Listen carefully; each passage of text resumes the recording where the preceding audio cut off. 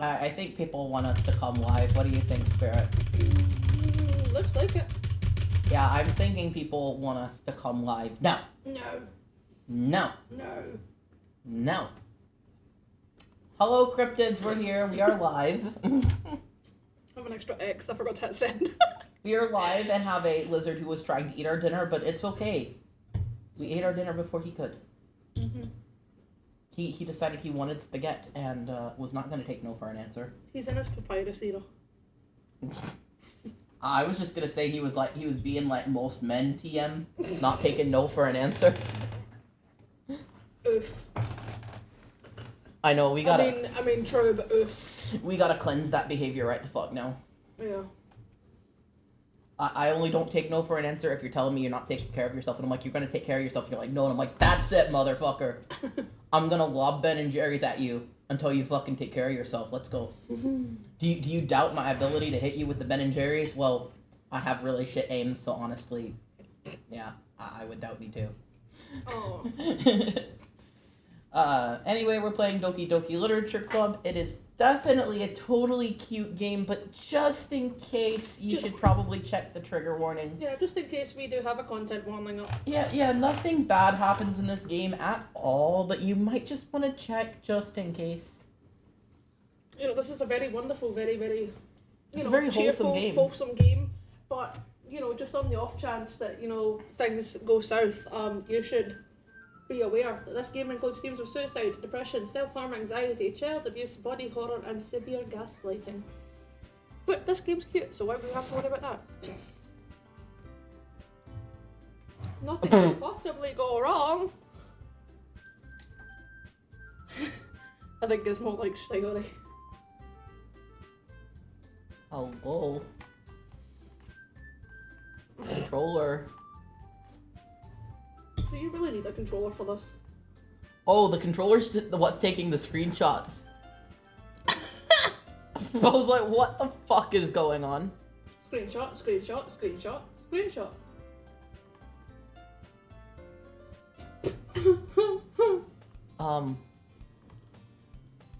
I think it's got the wrong settings on for my controller. I'm not understanding why you need a controller for this game. Because I don't want to use the keyboard. You don't even need to use that, you just use the mouse. Fine. Fucking fine. You and your refusal to play visual novel games with a mouse confuse me. I work on a computer all day. I don't want to touch keyboards and mice any more than necessary. It's fine, maybe one day we can train Gizmo and he'll just smack the mouse for you. Yeah, right now he's just gonna cling to the monitor instead. Yeah. He wants to see. I've gotten a little more comfortable here over the past couple of days. Entering the club room, the usual scene greets me. Hi, douchebag. Do you have... I forgot who I voiced already. That's me. Yeah, but I've forgotten who I voiced. You were Yuri and Monica. Yuri and Monica, okay. I thought there was somebody else. Douchebag. Oh, right. Okay. Honestly. Yo, Savory. Honestly. I radiate that dumb boy energy. Don't you fucking come at me. Uh-huh. And if you're gonna come at me, you better come at me right in the mouth. Otherwise, I don't want it. Here, right in the mouth. Did you break the game again? We are 2 seconds in.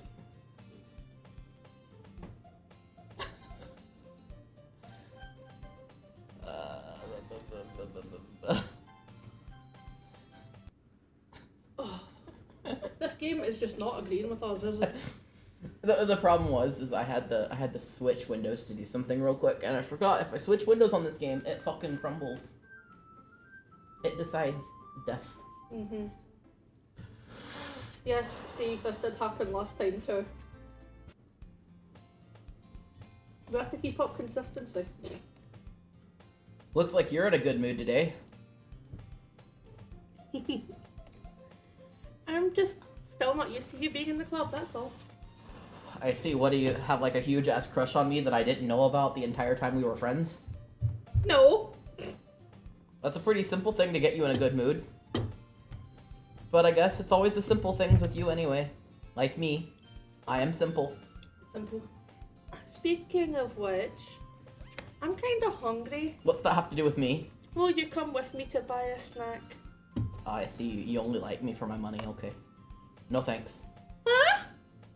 That's not like you at all. I have my reasons. Why don't we take a look at your purse, Sayori? Oh, was I onto something? Why that all of a sudden? Was I onto something? No reason, really. Sorry, I did not mean to bop you in the face. Whoa. I just wanted to look at it. Sayori nervously retrieves her coin purse. She fumbles with the latch and gets it open. Then she turns it upside down and lets the contents spill into the desk. Only 2 small coins fall out.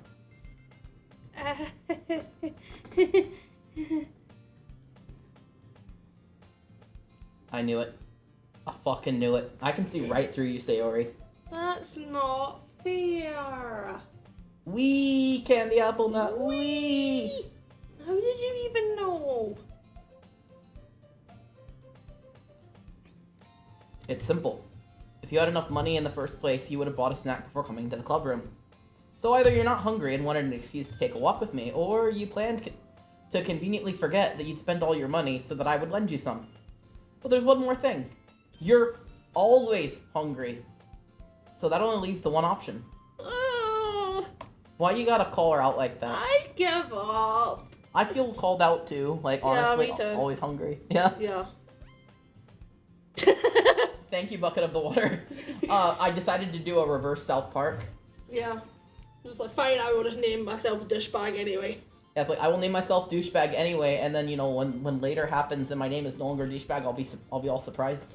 Uh-huh. I'll be like, what? Oh, what? What? Don't make me feel guilty. Oh, and was the wee peanut? Peanut? Did peanut type us a Peanut message? weed? If you feel guilty, that means you deserve to feel guilty. Yuri suddenly giggles. Huh? I didn't notice that she was listening. Her face is in her book as always. I wasn't listening or anything. It was just something in my book. Yuri! Tell Douchebag to let me borrow some money. No. Don't get me involved like that, Sayori. Besides, you should only buy what you can responsibly afford. And frankly, after pulling a mischievous little stunt like that, your suffering is far enough for retribution. I didn't mean that. I got too absorbed in my book. I really like when you speak your mind, Yuri. Doesn't happen much, but it's a fun side of you. There's no way you could think that. You were right, though. I did something bad, and now I have to accept the revolution. Rap battle, rap battle, rap battle, rap battle, rap battle. Rap battle!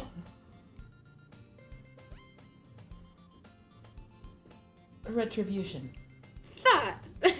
Still, coming from you, Sayori, I guess there is a little devil inside all of us, isn't there? Don't let her fool you. Sayori knows exactly what she's doing. After all, she told you guys she was bringing me to the club before she even told me. But... You wouldn't have come if it weren't for the cupcakes. So I had to trick Natsuki into making them. Come on, give me more credit than that, Sayori. But you douchebag, she's right. But... Douchebag, she's right. Out of nowhere, something smacks Sayori in the face and tumbles onto the desk. Ow. What was... Huh? A cookie? Sure enough, it's a giant cookie wrapped in plastic. Sayori glances around. Is this a miracle? Oh my god, Jesus is real. It's because I paid my restitution. Retribution. Actually, that one almost worked. I was just gonna give it to you, but then I heard you blab about the cupcakes. It was totally worth seeing your reaction though. Natsuki, that's so nice of you. I'm so happy. I've heard of that Friday Night Funkin' mod. Yes. I've never played that game though, but I've seen many mods about it. Sayori hugs the cookie. Jeez, just fucking eat it. Sayori rapidly tears open the wrapper and takes a big bite. Hold on, I can make this realistic sounding. It's She's- so good. Because he said he was gonna finish his spaghetti before the stream. I'm a liar. Sayori suddenly clasps her hands over her mouth. I bit my tongue. You're going through a lot over just one cookie. Natsuki takes a bite of her own cookie. Yours looks really good too, Natsuki. Fuck's sake, Sayori, you already have one! Can I try it? Jeez. Beggars can't be choosers. But yours is chocolate. Yeah, why do you think I gave you that one? Fine. Still, I'm really happy you shared this one with me. Sayori gets out of her seat and goes behind Natsuki, then wraps her arms around her. Or keeps the arms completely straightened out, as one does when they're hugging someone. I get it. Cookie still in hand, Natsuki reaches up to nudge Sayori off of her. Sayori suddenly leans down and takes a bite of Natsuki's cookie. It's me. Yeah, it's you. It's me. He does that shit all the time. I'll actually have to warn him if I've got something he's allergic to, but Don't eat it. You're No. allergic, and I'm like, why do you eat things that are poison to me? Because they're good. They're poison. Hey, did you seriously just do that? Plus, if I eat things that are poison him, I can guarantee that I don't have to share. It's fine. The only other thing that I could eat that I probably wouldn't have to share is buttered popcorn, because he looks at it, he's like, ew, what the fuck is that? And then, I give him kettle corn and he's happy. Mouth full, Sayori trots away to safety. Yuri and I laugh as well. Jeez, you're such a kid sometimes. Monica, can you tell Sayori? Huh? Natsuki glances around. Monica isn't in the club room. Ugh. What is Monica anyway? Good question. Have any of you heard anything about her being late today? Not me. Yeah, I haven't either. That's a bit unusual. Oh, she's okay. Of course she's okay. She probably just had something to do today. She is pretty popular after all. It really doesn't feel right only having 3 characters to voice. I'm expecting, a whole fucking list like all the other games we do. Yeah. I'm just I like, don't who think else? she... Yeah, it is weird. Especially because, we've still got Corpse Party going on Fridays, and it's Whiplash. It is because there's just a million characters in Corpse Party, and then there's 4. Yes. Share the rap battle. He sat and looked it up after the first time we played this and was watching a bunch of rap battles with characters from Danganronpa. There was someone from Batman. The Riddler. Yeah, the Riddler. Watching that as well. We had to stop because I triggered the fuck out of Spirit because one of the rap battles was a fictional character versus somebody pretending to be an IRL YouTuber who's really fucking dodgy. And he was like, nope. Nope. And me sitting there being, my himbo self, I'm like, what? And then I got a 30-minute lecture on how bad the guy was. Yeah. If you want a hint as to who it is, just look up rap battles featuring the characters from the sources that Spirit just mentioned and you'll find it, I'm sure. You will be able to tell which one it is if you're not dumb like me. If you are dumb like me, then you can, just enjoy the rap battle and not know. Yeah. It's fine. It's fine. She has a... Cock. A cock! I wouldn't be surprised. She's probably more desirable than all of us combined. That's true. Excuse me? Also, I know I gave Natsuki a really high-pitched, annoying fucking voice last time. I can't do that voice again. I ended up with a really, really bad throat ache last time, so Natsuki is getting the dropped voice, despite the fact that she looks like she would have the voice is the way up here. I mean, it's fine. Eventually, you might have some difficulty doing that voice for reasons. For good, because I got good news the other day. Is it good news worth sharing? I have spirit in my mouth again. Just teleporting the spaghetti up to your mouth. Suddenly, the door swings open. Suddenly. Sorry, I'm super sorry. Ah, there you are. I didn't mean to be late. I hope you guys weren't worried or anything. Huh? Monica chose the club over her boyfriend after all? Alright, anyway, we were talking about news before you put any more spaghetti in that mouth. Before I keep eating my spaghetti. I can see you going for it, so I'm stopping you right now. There's not much left in the bowl. I know, but you had something to tell people. Are you really just going to leave them hanging? I'm sure Bucket of the Water does not appreciate being made Bucket of the Water wants to know. Okay, so we had doctor's appointments on Monday. What, we did? I went to a doctor? You went to a doctor, yeah. And they didn't know I was a demon, that's surprising. I know. And anyway, we went in, and I was like, please, doctor, I am the transgender, and I have been on a waiting list for 6 fucking years and no one has helped me. Please help me. And she was like, okay, here you go.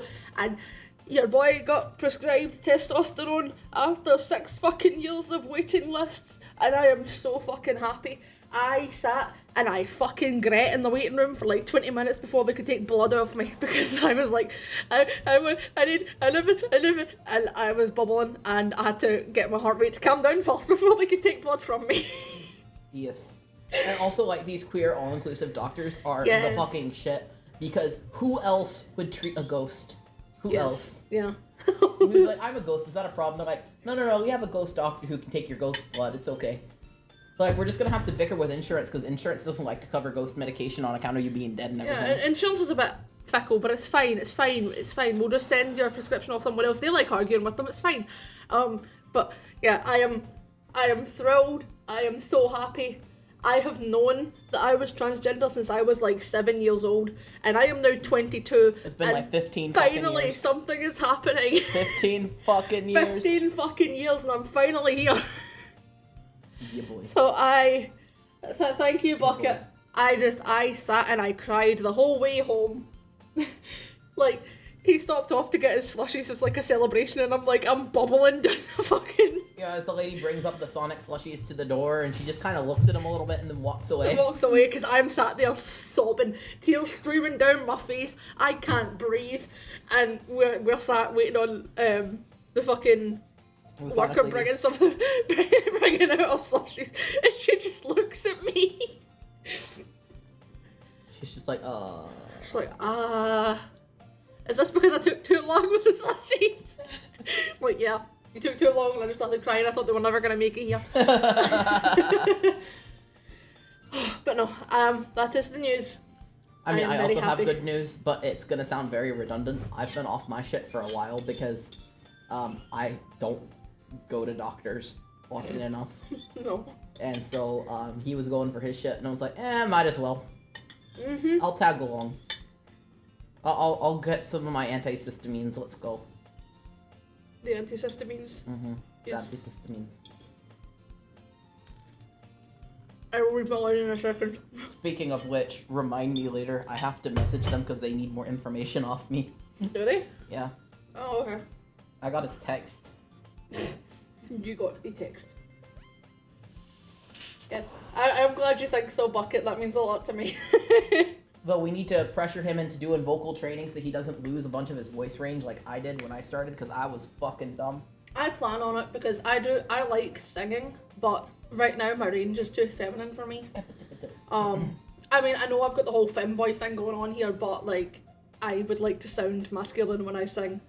But the plan is to keep training my voice and be the masculines, but also be able to keep my high pitches because, you know.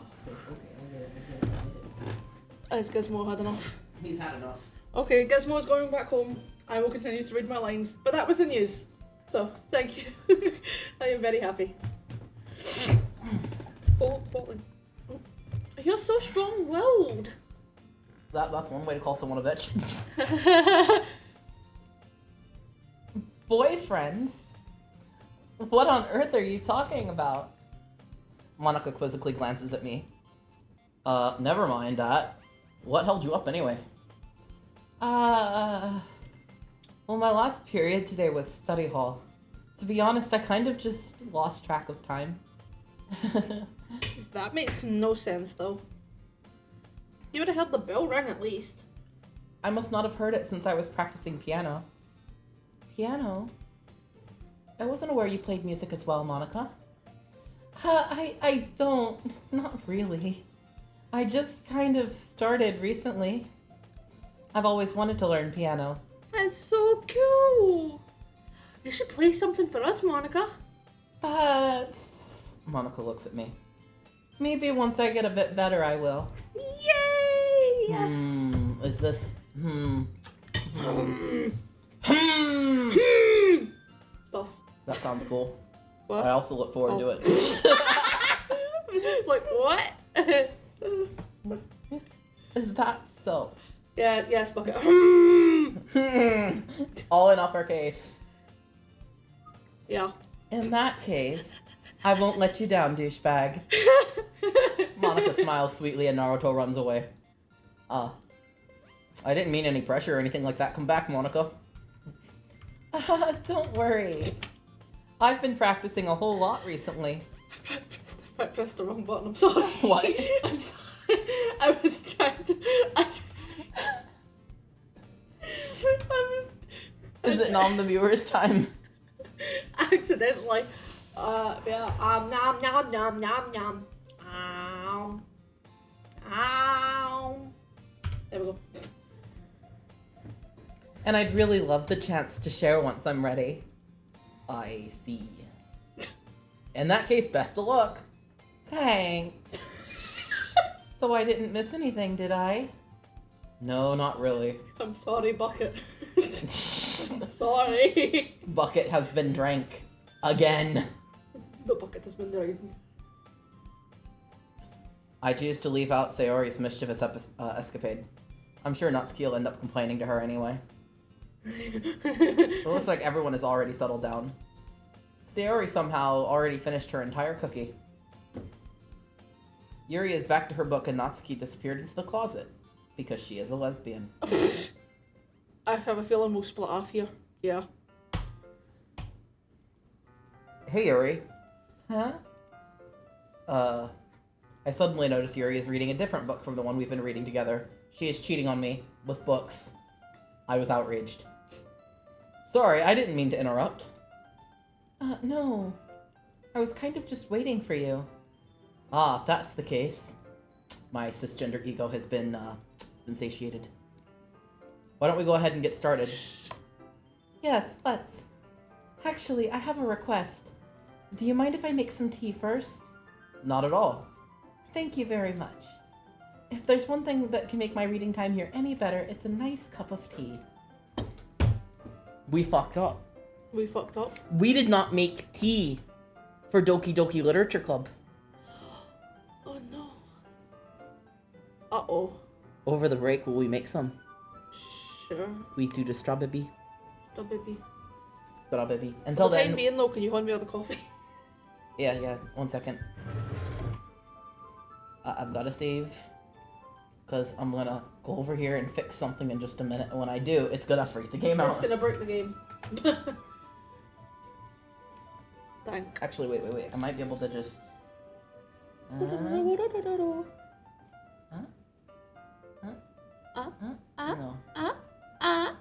What did you do? I was trying to fix my camera. But it worked. It's fine. I see. Not to mention for yourself as well. Yuri stands up and makes her way to the closet, to also go and be closetedly gay. They're lesbians. I follow and watch as she retrieves a small water pitcher from the shelf, the kind with a filter inside. Like the one we have in the kitchen? Mm-hmm. Oh. Mm-hmm.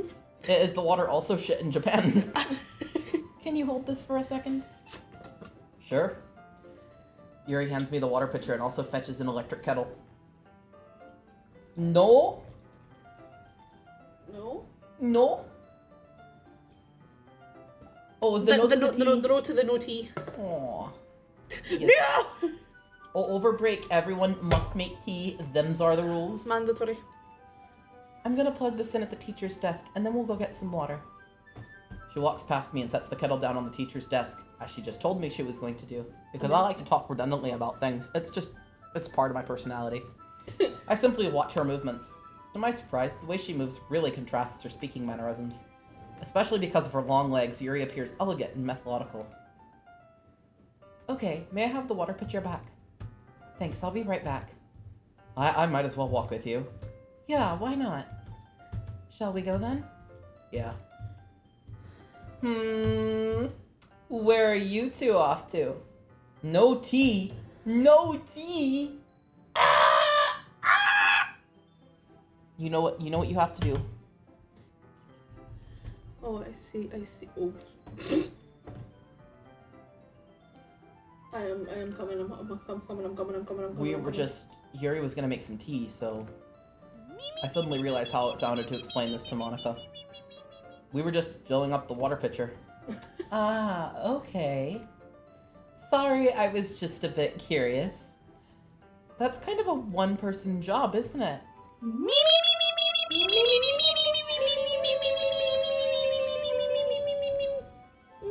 Monica, please mind your own damn business for once. I relate to that so much, Bucket. I really do. Monster And Hawaiian Punch. You've got similar. You've got the Kool-Aid fruit punch. Yeah. And the Gatorade fruit punch. Yeah. Basically, just not the Hawaiian punch.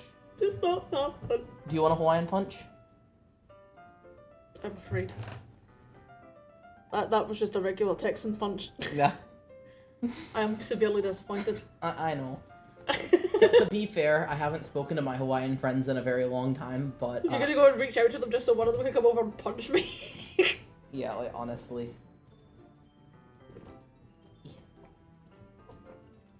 Uh-oh. One of those was supposed to recenter me, but it does not. Whatever. Uh-oh. Or do you want to tell me there's something wrong with helping involve douchebag in the club activities? My mouth is gape. I suppose there's nothing wrong with that. Then let's go, douchebag. Okay. Yuri quickly exits the room and I follow. Once in the hallway, she suddenly puts her forehead against the wall. I spoke without thinking. How could I say something like that? Yuri. Something about the way she said that. It made me feel so irritated. What's wrong with me? No, Yuri. I think you did the right thing. I wasn't expecting it, but it's also not right for Monica to judge people like that. Douchebag. How come even when I do something bad, you're always so nice to me? Because nothing that you do is as bad as you make it seem in your head. Nobody's perfect. We have emotions and we can't always hide them away. But you always amplify things in your head. Your mind turns a light rain shower into a hurricane. No.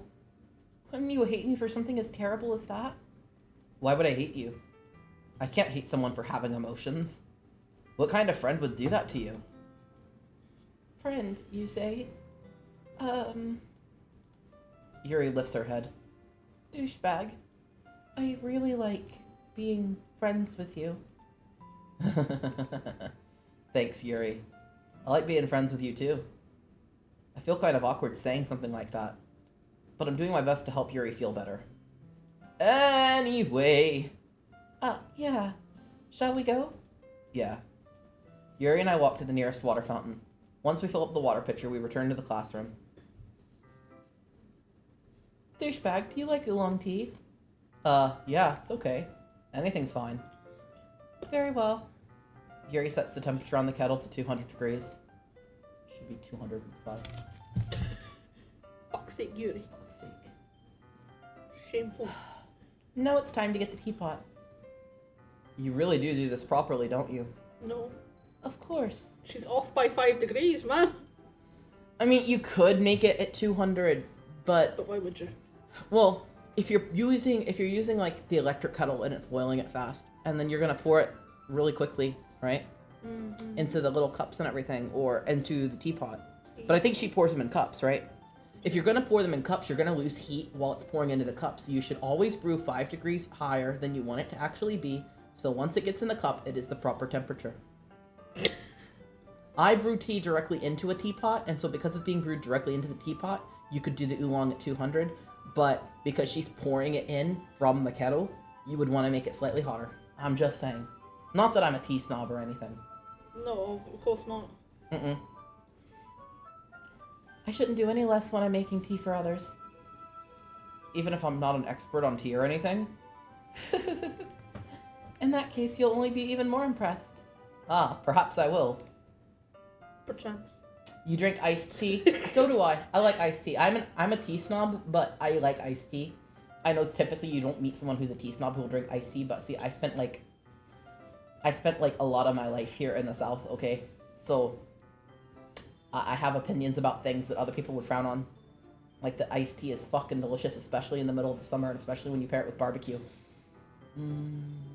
Barbecue and iced tea. Delicious. Want me a plate of brisket and a cup of iced tea right the fuck now. Right the fuck now. Yuri fetches the teapot and begins measuring the tea leaves. To my surprise, she even starts humming a little to herself. You must be in a good mood now. Is that so? I was letting it show, and you noticed. I was doing a bit of thinking, and I decided I would try expressing myself a little bit more. It turns out it's not very hard for me to do. Well, when it's you who's around anyway. That's great, Yuri. Just don't push yourself too much. You're always worrying about me, douchebag. It's very endearing. Yeah, the 0-calorie iced tea is shit. I'm sorry, I've got very strong opinions on... So, I know that some people, like Spirit here, prefer the 0-calorie sweeteners to, like, for instance, corn syrup and stuff when it's in soda. Don't know your opinion on when it goes to tea and things like that versus actual sugar. With tea and stuff, actual sugar is always better. Yes. Unless it's green and then honey is better. Yeah, I used to have, very unhealthy tendencies, and I would put, I don't know if it's a brand over here, but there's a sweetener in the UK called Canderel, and I would put that in my tea, because I was like, it's sugar is this amount of calories, and it's too much, and it's gonna make me fat. Which, by the way, is bullshit. Sugar is the least of your fucking worries. And I tried using that. It tasted fucking vile. It was disgusting. Actual sugar is the best thing you can put in tea. Yeah, and not to sit here and talk the calorie debate all day long, because I know that's a touchy subject for people. But if we've got anyone listening and that's your go-to, the 0-calorie sweeteners, scientific studies have actually shown that in the long run, they do the opposite of what you expect. You expect to have them make you lose weight because you're not eating sugar and stuff. But all it does is whenever you do inevitably have something with a carbohydrate in it, your body will retain it versus spend it because it'll think it's already had sugar. And so it'll actually make you gain weight instead of losing it. If you're trying to be healthy and trying to watch your intake and stuff, your best bet is to use actual sugar or to use honey. Yeah. Yeah, not to get too heavy into that, but it's a piece of advice that I find very helpful because frankly the 0-calorie stuff tastes like ass. And if it's not doing what you think it's doing, then the only case where the 0-calorie stuff is your better option is if you're a person with diabetes. If you're a person with diabetes and you're going to drink sweet stuff, you obviously don't want to spike your sugar, so drinking the sugar-free stuff is still better. But you're going to get really nasty sugar cravings after drinking it, so, you know. Yeah. But that stuff was primarily made with the intention of it being drank by people who have diabetes, so that's really the only circumstance in which it's actually the better alternative. I drink sugar-free and diet stuff over here because the corn syrup stuff is fucking disgusting to me. Because in the UK they use actual sugar in these things rather than sweetener or Corn syrup.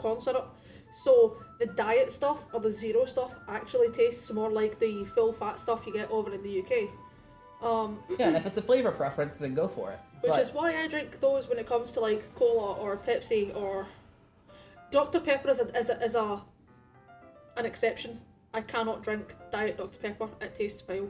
Yeah, Dr. Pepper 10 is okay, but even then, like, regular Dr. Pepper is so much better. Really? Yeah, I was actually reading on that. The studies they're not as conclusive as the other ones, which is why I didn't bring them up. Uh-huh. But yeah, it does show an eventual over time altering to your DNA, and it actually makes you more prone to cancer. Oh, okay. If you're not just putting it down your gob, though, it's not something to be overly worried about. And if you're maintaining an otherwise fairly healthy lifestyle and not like eating 35 pounds of bacon a day or something, you're going to be fine. Because it doesn't increase your chances by that much. Like, for instance, if you compare it to something like smoking, that's going to increase your chances of cancer a lot more than these 0-calorie sweeteners will. I know a lot about this shit because one of my birth givers is diabetic and would refuse the fact that they're diabetic. And so I had to learn a lot about this shit because that person kept trying to put me on all the, like, 0-cal stuff, and I'm like, but I don't like it, and it's not good for me, and I do not want it. Take away. Get rid. Get rid. Get rid. But yeah, for real, if you're gonna have tea, have it with sugar, have it with honey. The 0-calorie stuff with the tea is weird. It doesn't dissolve right, and you get a film on the top of your tea. Yeah. But green tea, honey. Any other kind of tea, sugar. And if you want to be fancy, maybe some cream. Cream. I finally made it to a DDLC stream. Hello, V. I am so excited. Oh, also, they have these tea shops you can go get loose leaf tea. You can also get them at places like Whole Foods and Sprouts. If you go and get that kind of tea versus the pre-bagged stuff, if you can afford it, that shit's so much better. It's a lot less processed, and they use less pesticide on it. So you get the truer flavor of the tea. You can also get flavor varieties that you can't get in the bagged form. So that's how I get all of my tea. It's all really, really fresh and delicious. Except for the spearmint stuff that, honestly, it doesn't have anything but spearmint in it, so it's kind of ass. But we have this strawberry tea. It's like, mwah. Yes. Strawberry. Ooh, tell your brother happy birthday. Happy birthday. That's... Yuri wasn't kidding. I don't even know if I can keep up with this. I'll watch Yuri pour a cup of tea for each of us. Douchebag, I have another request. Do you mind if we sit on the floor today? You. Me. Can we sit on the floor? Why is that? It's a bit easier on my back. I can read my back against the wall rather than bending over a desk. I'm sorry, I didn't realize. Yeah, with titties like that, you're gonna have back pain, so, we'll just let her sit on the floor. Mm-hmm. No worries. I just have back pain fairly regularly, so I do my best to manage it. Is that so? They actually make shit for that. It looks like a corset, but actually in the back, it's got, like, this panel stuff. Yeah. And it helps maintain the curvature of your spine for people who have really large titties. I used to have to wear one. Yeah. So switching from that to a binder was no skin off my back, because honestly, it's the same difference. I wonder why that is. It's most likely because my Your posture, right? Always hunched over like that while reading? Yes. I have terrible reading posture. Yes, V. Cryptic is doing the Yuri route on my screen. Not that anyone can see it. I am doing Natsuki's route. But yes, the stream will be seeing Yuri's. And yes, Sayori is precious. So that's why we should sit on the floor. Fair enough. I'll go ahead and get the book. Yeah, I have very little memory of my other playthrough of this. I've played it before, but I had a seizure, and Oh. we found out that there's like an entire fucking year that I do not remember. Yeah, that was another thing we discovered on Monday. He was talking about how I'd abandoned him for like 6 months at one point, and I'm like, I never did such a thing. It's like, I did no such thing. Why are you slandering me to the doctor? I'm like, I am not slandering you to anyone. I was like, I never did a such thing, and he proved it to me. He showed me, and I was like, fake Yeah, news. there is an entire Discord account that he messaged me through when he came back from his disappearance, and he's like, that account doesn't exist. And I'm like, yes, it fucking does. This is you. I'm like, no. No. That account belongs to a woman. He's like, yeah, this is you. It was you. You came back and you were like, I am a cis woman, and I'm like, are you fuck? Yeah. He was fucking horrified when I was showing him the messages I was like, and shit. oh my god, I can't believe I said any He's of like, that. I can't believe I did any of this. No slander. No. I retrieved the book from my bag. I have some chocolates as well. It's a bag of small chocolate candies that I kept hidden from Sayori's candy radar. I take it since it'll go well with the tea. Will it? Fuck. I guess it depends on the chocolate. Only main character slander, yeah. That's why he's called douchebag. And that's why I'm criticizing fucking everything he says. Yuri and I sit against the wall, teacups at our sides. As if in sync, we assume the same reading position as last time, each holding one half of the book. Except this time, our bodies are even closer to each other. I can't see too well. Yuri slides closer until our shoulders are touching. How am I supposed to focus on reading like this? With her boobs so close to your face. Yuri was always kind of cute, but when she's being less apprehensive, it's almost more than I can handle. Your teacup. Yuri hands me my teacup. Holding it with my hand that's not holding the book, I end up in a position that makes it even harder to focus, because now I need to worry about making sure I don't accidentally touch her chest. Meanwhile, Yuri hasn't mentioned a single thing yet. She wears an intense reading expression, and I can only presume the world around her has faded away.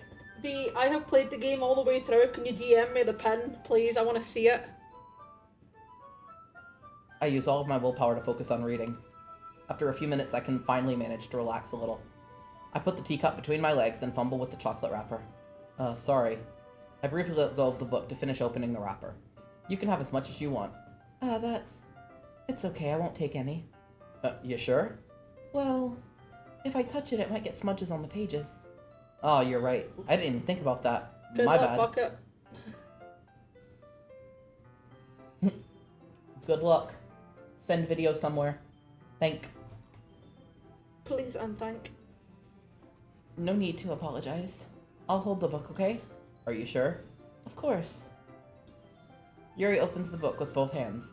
She holds it so I don't have any harder of a time reading from it.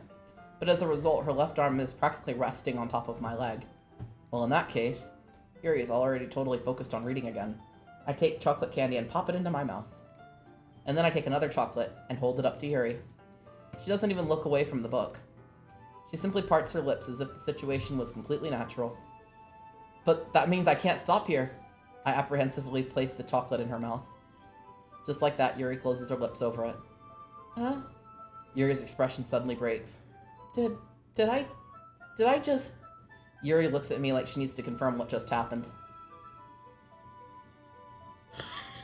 I see. Oh, okay, yeah, I remember that. That's fine. Yeah, okay, yeah. I peeked over because, I am nosy, but yeah, I remember that. He's I nosy. remember, like, the entire ending, but I don't remember anything that happens up until the ending. The entire thing. Yeah. Thank you, V. I remember the entire ending, and then me and Lyra, I think it was, we were editing the code to fuck so much that the game was like, no. The game was like, excuse me. The game was like, please stop. Please.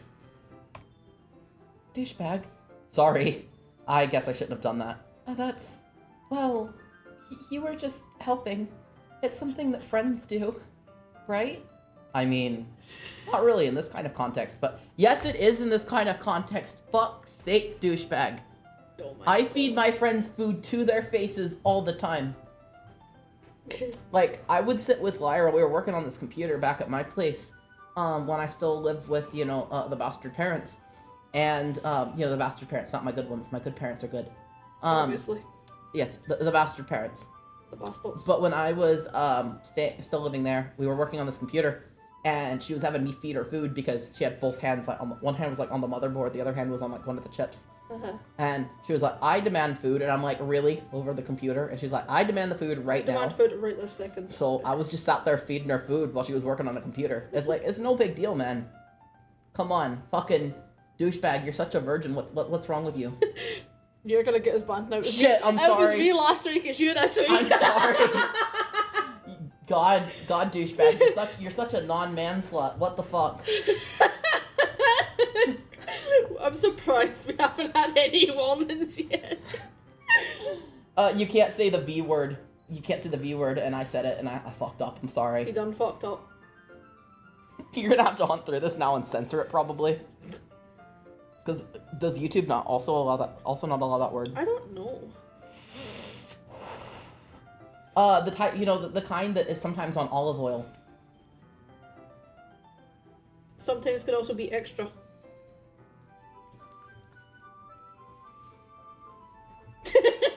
That word, That word,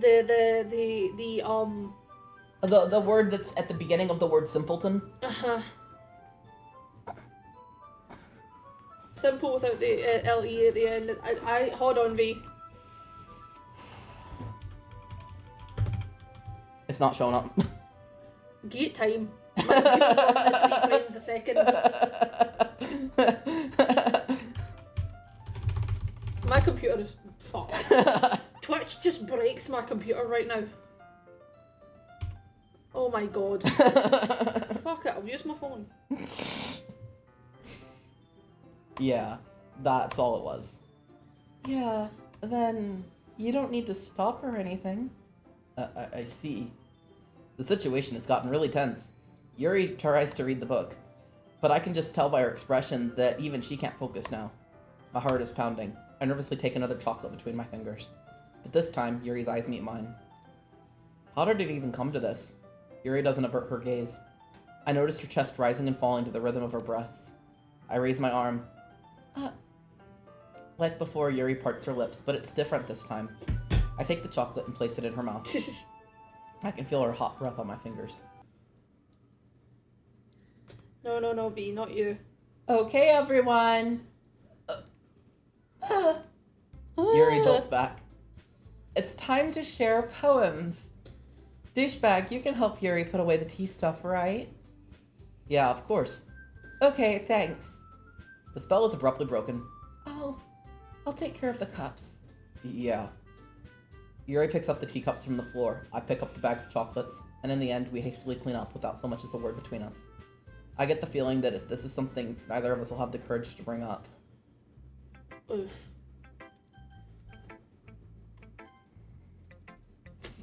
Let's see what you've written for today. Yuri stares at the poem with a surprised expression on her face. Do you like it? Douchebag. This might even be better than yesterday's.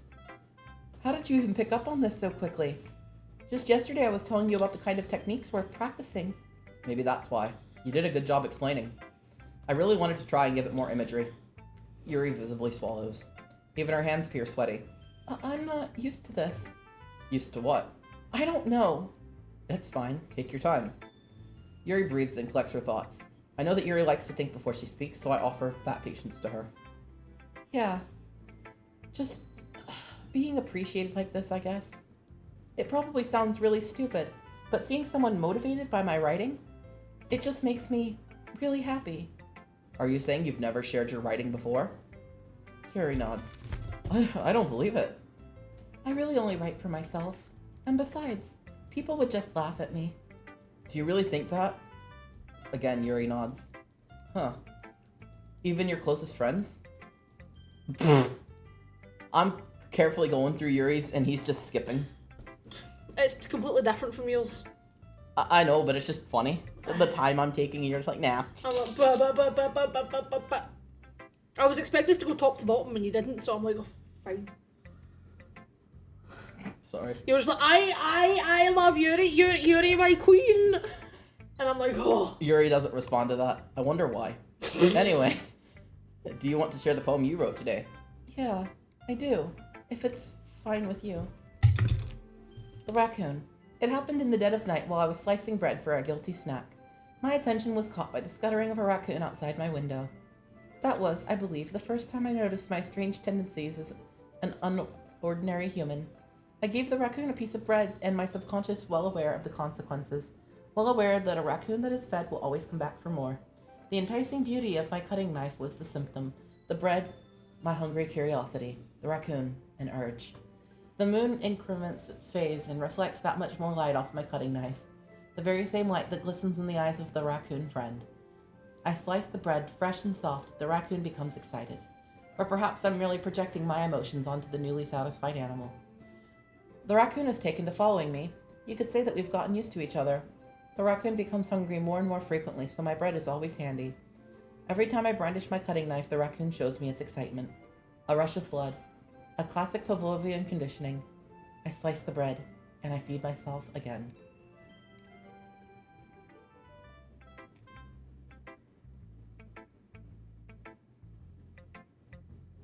Zero of 10, don't recommend. Well, in that case, I want the link. It was a little more daring with this one than yesterday's. I can see that. It's a lot more metaphorical.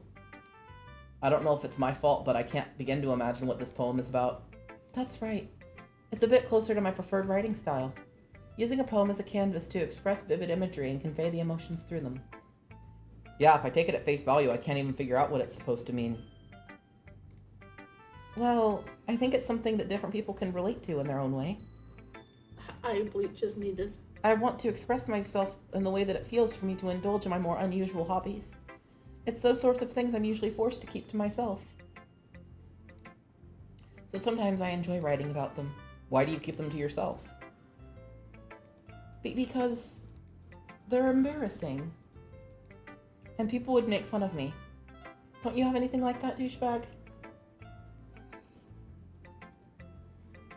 Just a second, guys. Beep, beep, beep, beep, beep. He distract. I'm trying to see if I can tell the ad to go away on my phone. But it doesn't look like I can. No. So I guess... 1 second. Save.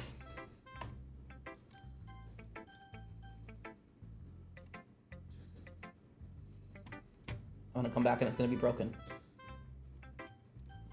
Yep, it's broken. It's broken. Oh my god, it's so broken that it's not even showing you guys what's broken. It's showing the other screen. Yeesh.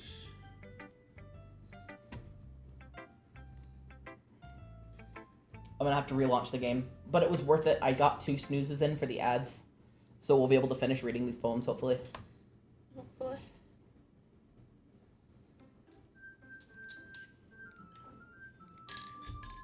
You guys are important to me. I don't want you to have an ad in the middle of the game. I try. He try. Well, yeah, I guess I do. I feel like everyone has a little something like that. The best we can do is respect each other and our individualities. Even if it's difficult sometimes and some things make us uncomfortable.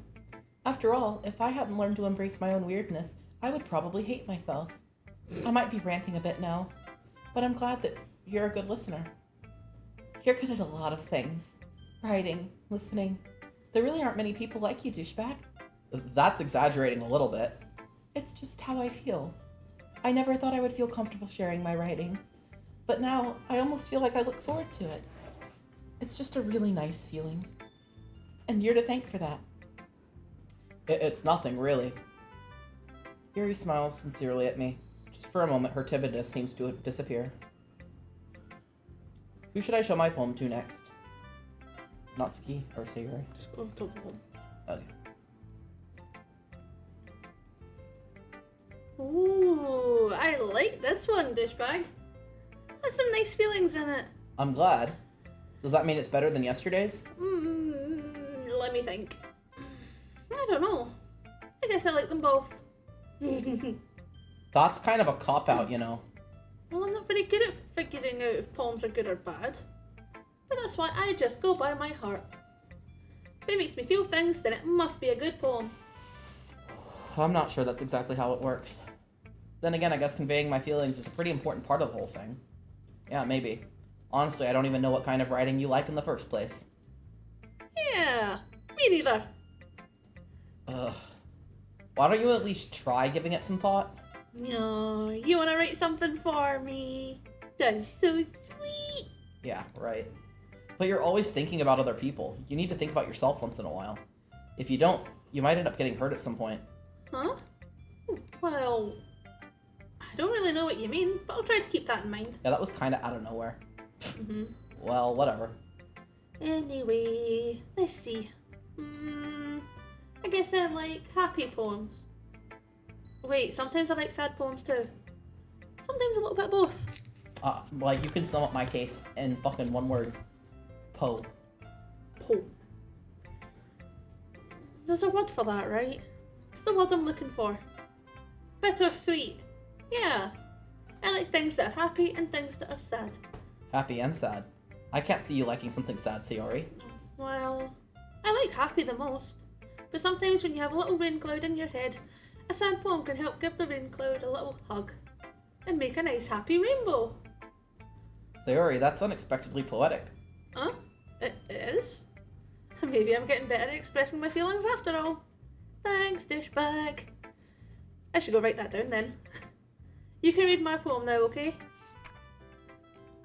Bottles. I pop off my scalp like the lid of a cookie jar. It's the secret place where I keep all my dreams. Little balls of sunshine all rubbing together like a bundle of kittens. I reach inside with my thumb and forefinger and pluck one out. It's warm and tingly, but there's no time to waste.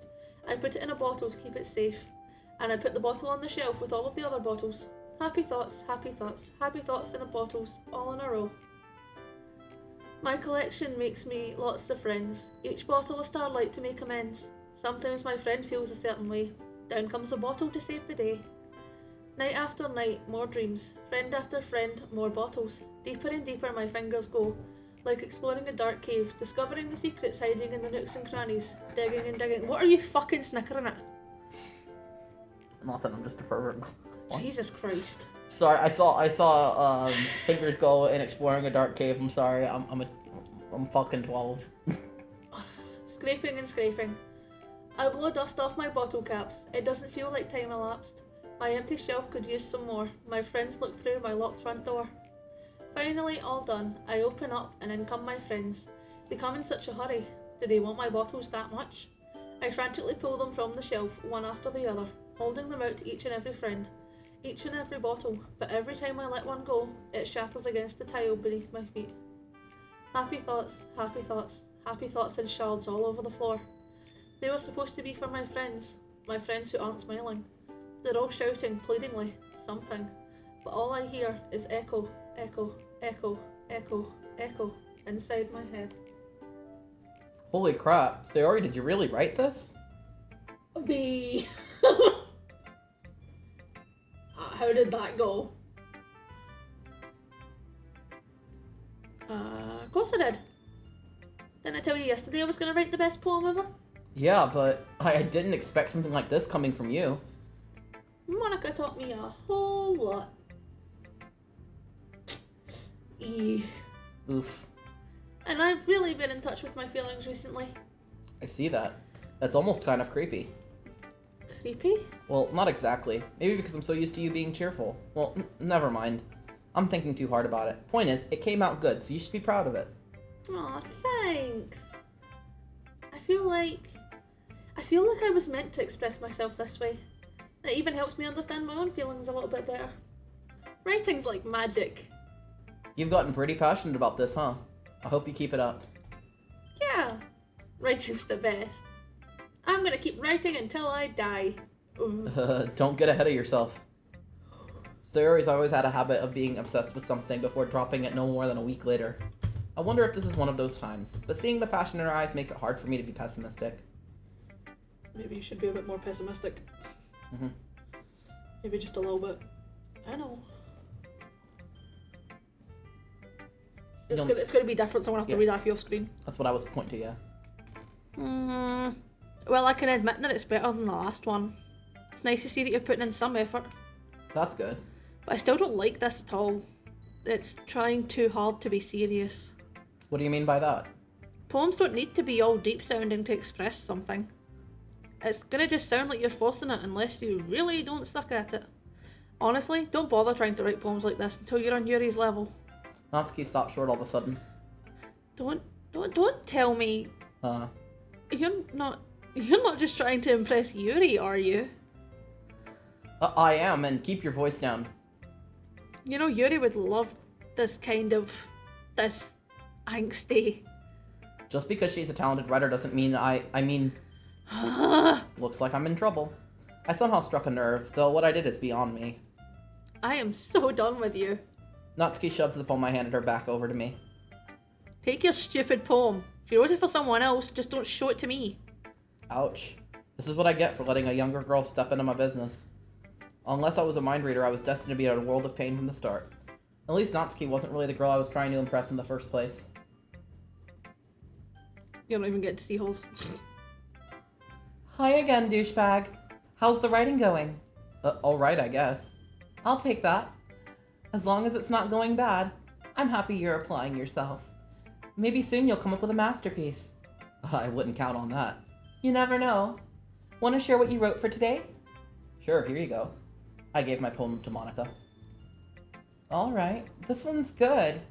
It feels like you're not only getting more comfortable with your style, but that the imagery is better from the last one I read.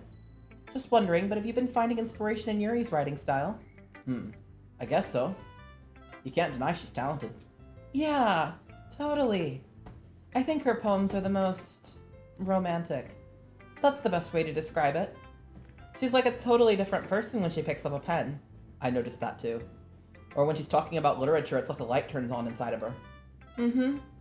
Sadly, it's hard to get personal conversation out of her. Trust me, I've tried. Who knows what's going on inside that head of hers? I hope you don't mean that in a bad way.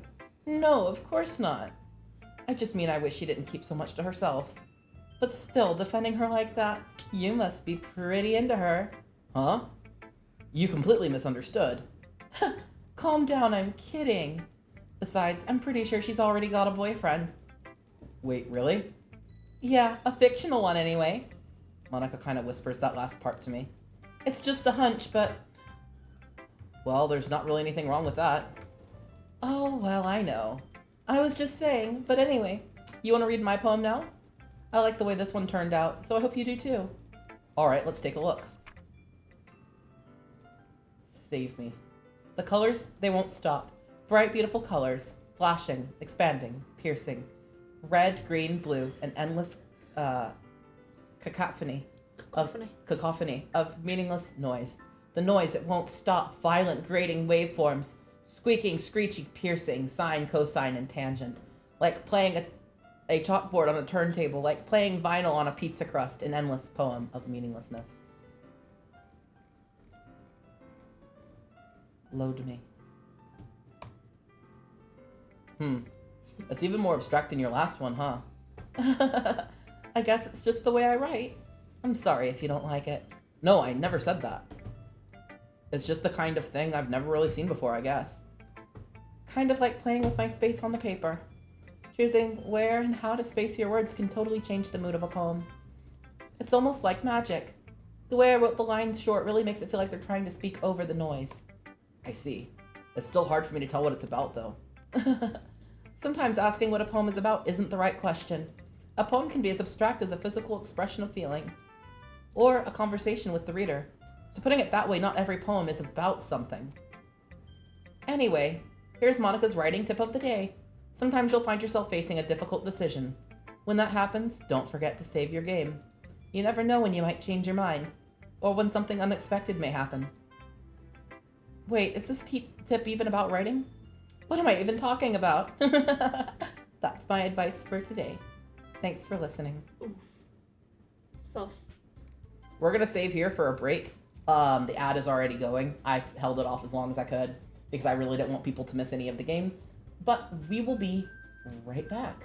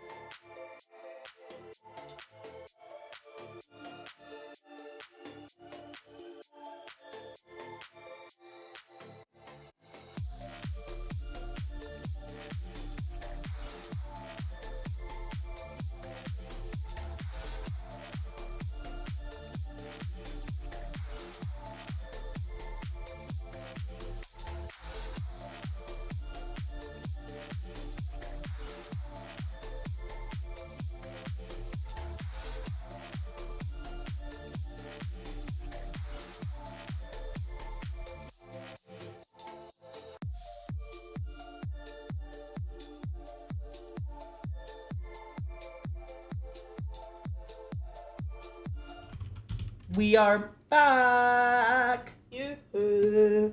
Sorry for the long break. Had to feed animals. Had to get tea. Had to bitch about Twitter. Had to get tea. Yeah. I had to reload the game because, you know, every time I click out of it and click back in, it fucks, so. Yeah. Okay, everyone. We're all done reading each other's poems, right? I have something extra planned today, so if everyone could come and sit at the front of the room. Extra. Monica, this was not part of the agreement. Yeah, Monica, this was not part of the agreement, Monica, but why are this you was like not this? read on. Monica! Monica! Anyway, our tea was made at the perfect temperature, thanks for asking. And welcome, welcome. I'm sorry you all missed us.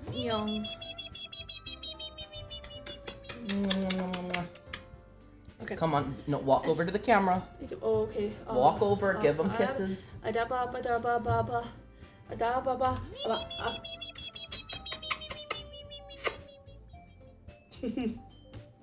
Ow. There you go, everyone got your kisses. Kisses, kisses, kisses, kisses. Is this about the festival? Well, sort of. Do we really have to do something for the festival? It's not like we can put together anything good in just a few days. We'll just end up embarrassing ourselves instead of getting any new members. That's a concern of mine as well. I really don't do well with last minute preparations. Don't worry so much. We're gonna keep it simple, okay? We won't need much more than a few decorations. Sayori has been working on posters and I've designed some pamphlets that we can give out during the event. Okay, that's great and all, but that doesn't tell us what we're actually going to be doing for the event. Plus, if you had her put together shit, then that means you could have told everyone else early. You could have told everyone else too. What the fuck, Monica? Sorry, I thought you heard about it already. We're gonna be performing. Performing? Monica? Yeah, we're gonna be having a poetry performance. Each of us are going to choose a poem to recite during the event. But the cool part is, we're gonna let anyone else come up and recite poems too. Sayori's putting all the posters up in case anyone wants to prepare ahead of time. Sayori, who's been coloring in a poster, holds it up for us to see. Are you kidding me, Monica? I don't know, I think that needs an F-bomb. I think you should do it again. Are you fucking kidding me? There you go. Monica! There you go. Sorry, go ahead. You didn't already start putting those posters up, did you? Well, I did. Do you really think it's that bad of an idea? Well, no. It's not a bad idea. But I didn't sign up for this, you know. There's no way I'm going to be performing in front of a group of people like that.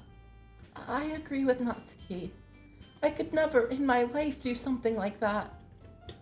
Imagining it, Yuri shakes her head in fear. Guys. No, Sayori. I understand where they're coming from. Remember that Natsuki and Yuri have never shared their poems with anyone until just a couple of days ago. It's a lot to ask for them to recite their poems out loud to a whole room full of people. I guess I kind of overlooked that. I'm sorry. But I still think we should give it our best. We're the only ones responsible for the fate of this club, after all. If we start the event and each of us put on a good performance, then it will inspire others to do the same.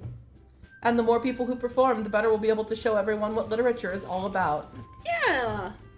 It's about expressing your feelings, being intimate with yourself, finding new horizons, and having fun. That's right, except maybe don't be intimate with yourself on stage, Sayori. Me? And it's- Never. Yuri, though, we might have to worry. And it's for those reasons that we're all in this club today. Don't you want to share that with others? To inspire them to find the same feelings that brought you here in the first place? I know you do. I know we all do. And if all it takes is standing in front of the room for 2 minutes and reciting a poem, then I know you all can do it. Natsuki and Yuri remain silent. Sayori looks worried. I guess that leaves me no choice. I agree. I don't think it's too much of an ask. I think that Sayori and Monica have been trying really hard to get new members. The least we can do is help them out a little bit. Well, maybe, but... It looks like Natsuki doesn't have any arguments left. Fine. Okay. Guess I'll just have to get it over with. Alright. Whew. Thanks, Natsuki. What about you, Yuri? Yuri dejectively gives a glance at everyone else's expectant faces. I guess I really don't have a choice, do I? That's everyone. You're the best, Yuri. This club is gonna be the death of me. Oh gosh. You'll be fine, Yuri. But anyway, let's move on to the main event. I want each of you to choose a poem of yours. We're gonna practice reciting them in front of each other. No way! Monica! This is too sudden. Well, if you can't recite your poem in front of the club, how do you expect to do it in front of strangers? No. Don't worry. I'll start off to help everyone feel a little more comfortable. Can I go next? Of course. Now let's see. Monica flips through her notebook to the specific poem she has in mind for herself. She then stands behind the podium. The title of this poem is The Way They Fly. Ahem. Monica begins reciting her poem. Her clear, confident voice fills the room. More than that, her inflection is pristine. She knows exactly how to apply emotion behind each line she recites, bringing the words to life. Is this something she's done before, or is she simply a natural? I glance around me. Everyone has their eyes on Monica. Sayori looks amazed. Yuri has an intense expression on her face that I don't understand. Finally, Monica finishes the recitation. The four of us applaud. We're not getting to hear the poem. That sucks. Monica takes a breath. That was so good, Monica. Thank you so much. I was hoping to set a good example. Are you ready to go next, Sayori? I'll go next. Yuri's fired up all of a sudden. Yuri clenches a sheet of paper between her hands and stands up. Keeping her head down, she walks quickly over to the podium. This poem is called... Yuri anxiously glances at each of us. You can do it, Yuri. It's called the After Image of a Crimson Eye. Yuri's voice shakes as she starts reading the poem. Just a moment ago, she practically refused to do this. Why is she suddenly putting in so much effort? As Yuri gets past the first couple of lines, her voice changes. It's almost like what happens when Yuri gets absorbed into her books. Her quivering words transform into sharp syllables of a fierce and confident woman. The poem is full of twists and turns in its structure that she enunciates with perfect timing. This must be a rare glimpse into the whirling fire Yuri keeps concealed inside her head. Suddenly, she's finished. I hate that we don't get to see the poems. I hate it. Everyone is stunned. Yuri snaps back to reality and glances around her, as if she's bewildered, even herself. It's up to me to save the situation. I'm the first to start applauding. Everyone joins me afterward, and we give Yuri the recognition she deserves. And everybody claps! Woo!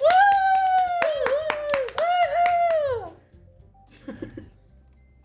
It's not that we don't want to applaud her, but we were so caught off guard that we must have forgotten. As we applaud, Yuri holds the poem to her chest and rushes back into her seat. Yuri, that was really good. Thank you for sharing.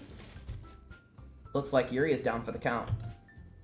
Okay, I guess I'm next then. Sayori hops out of her chair and quickly walks to the podium.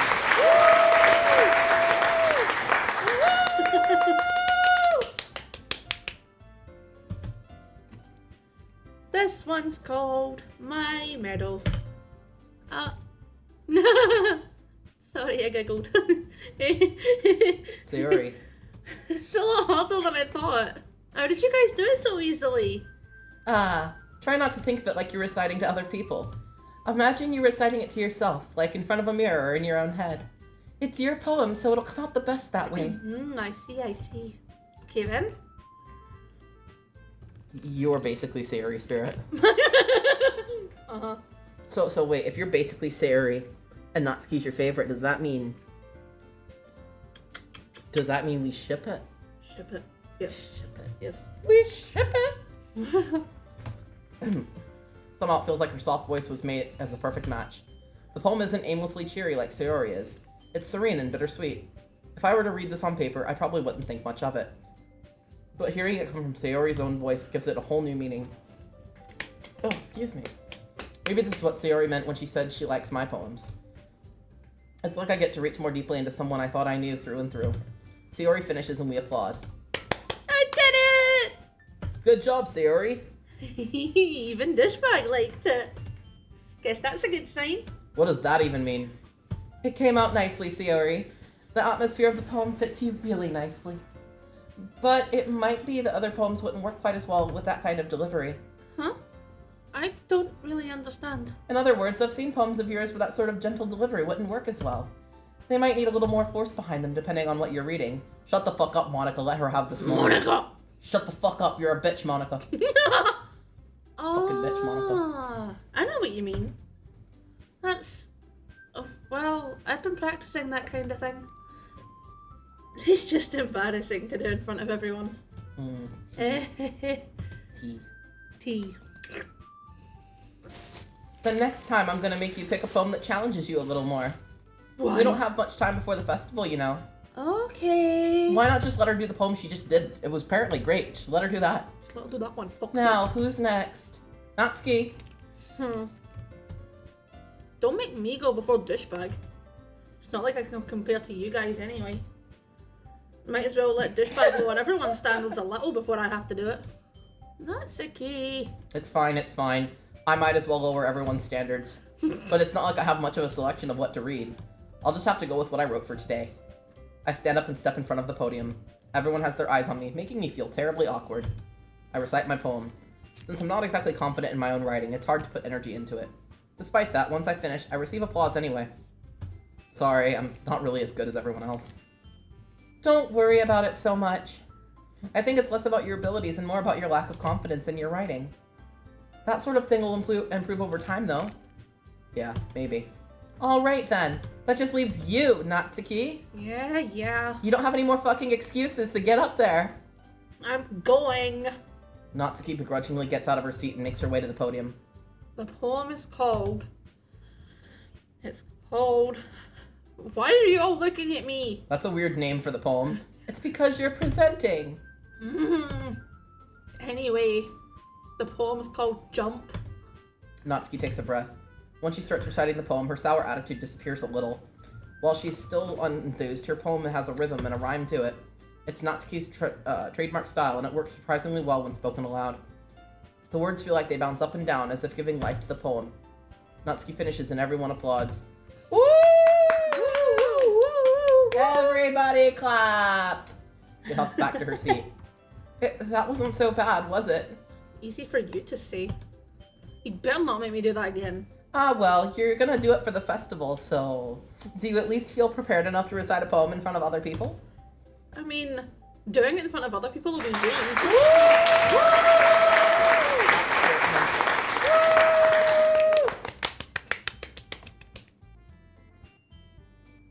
I could put on whatever face I want for other people. That vacant stare.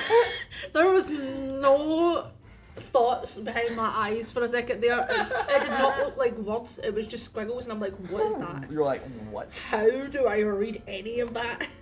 What is English? I don't know. A terrible fucking language. A mistake, that's what English A is. mistake. A A mistake. bastard child. A bastard. But when it's just my friends, it's just embarrassing. That's a surprise, Natsuki.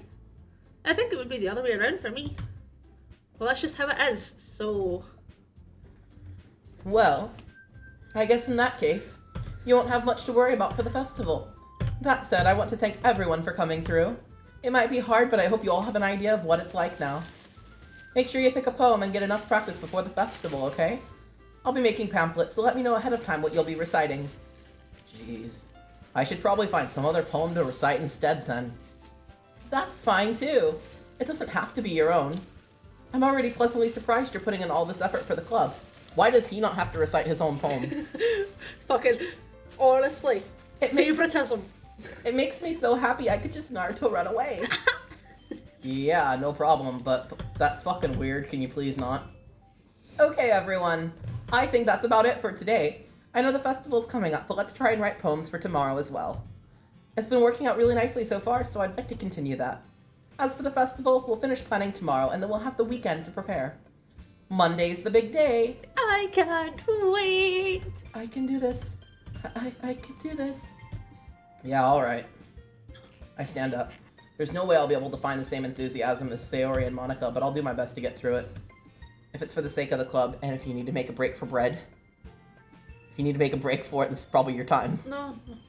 No. And impressing Monica, then I'll have to do my best.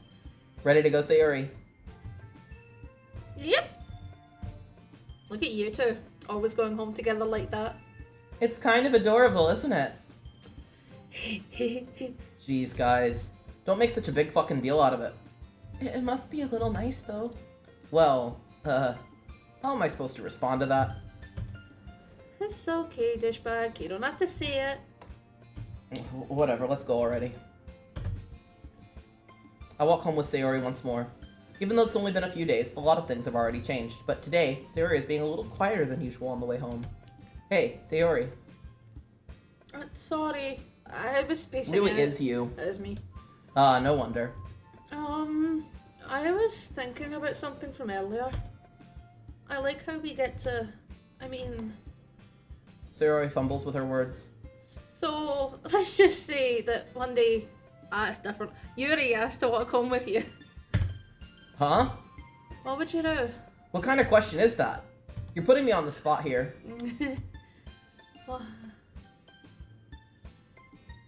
Which one are we picking? Walk home with Sayori? Mm-hmm. Sayori, you really think I would ditch you just for Yuri? Huh? But...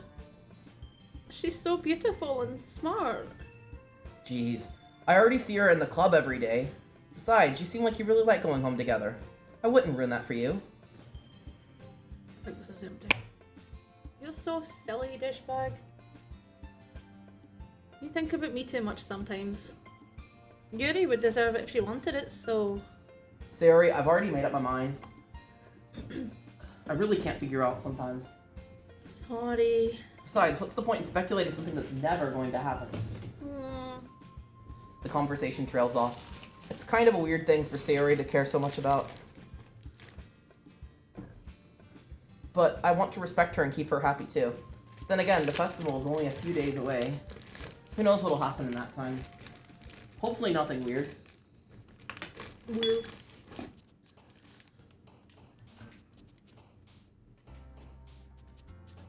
It is poem time. I'm pretty sure it's empty too, but I'm gonna charge it up in there.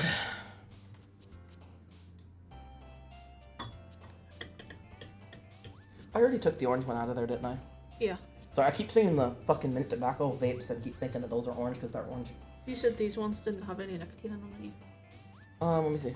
This one. This one does. It's just these two. Poof. It's the coffee ones that don't. Oh, okay. And the coffee ones have a 0% written on the bottom. Massacre. Vertigo.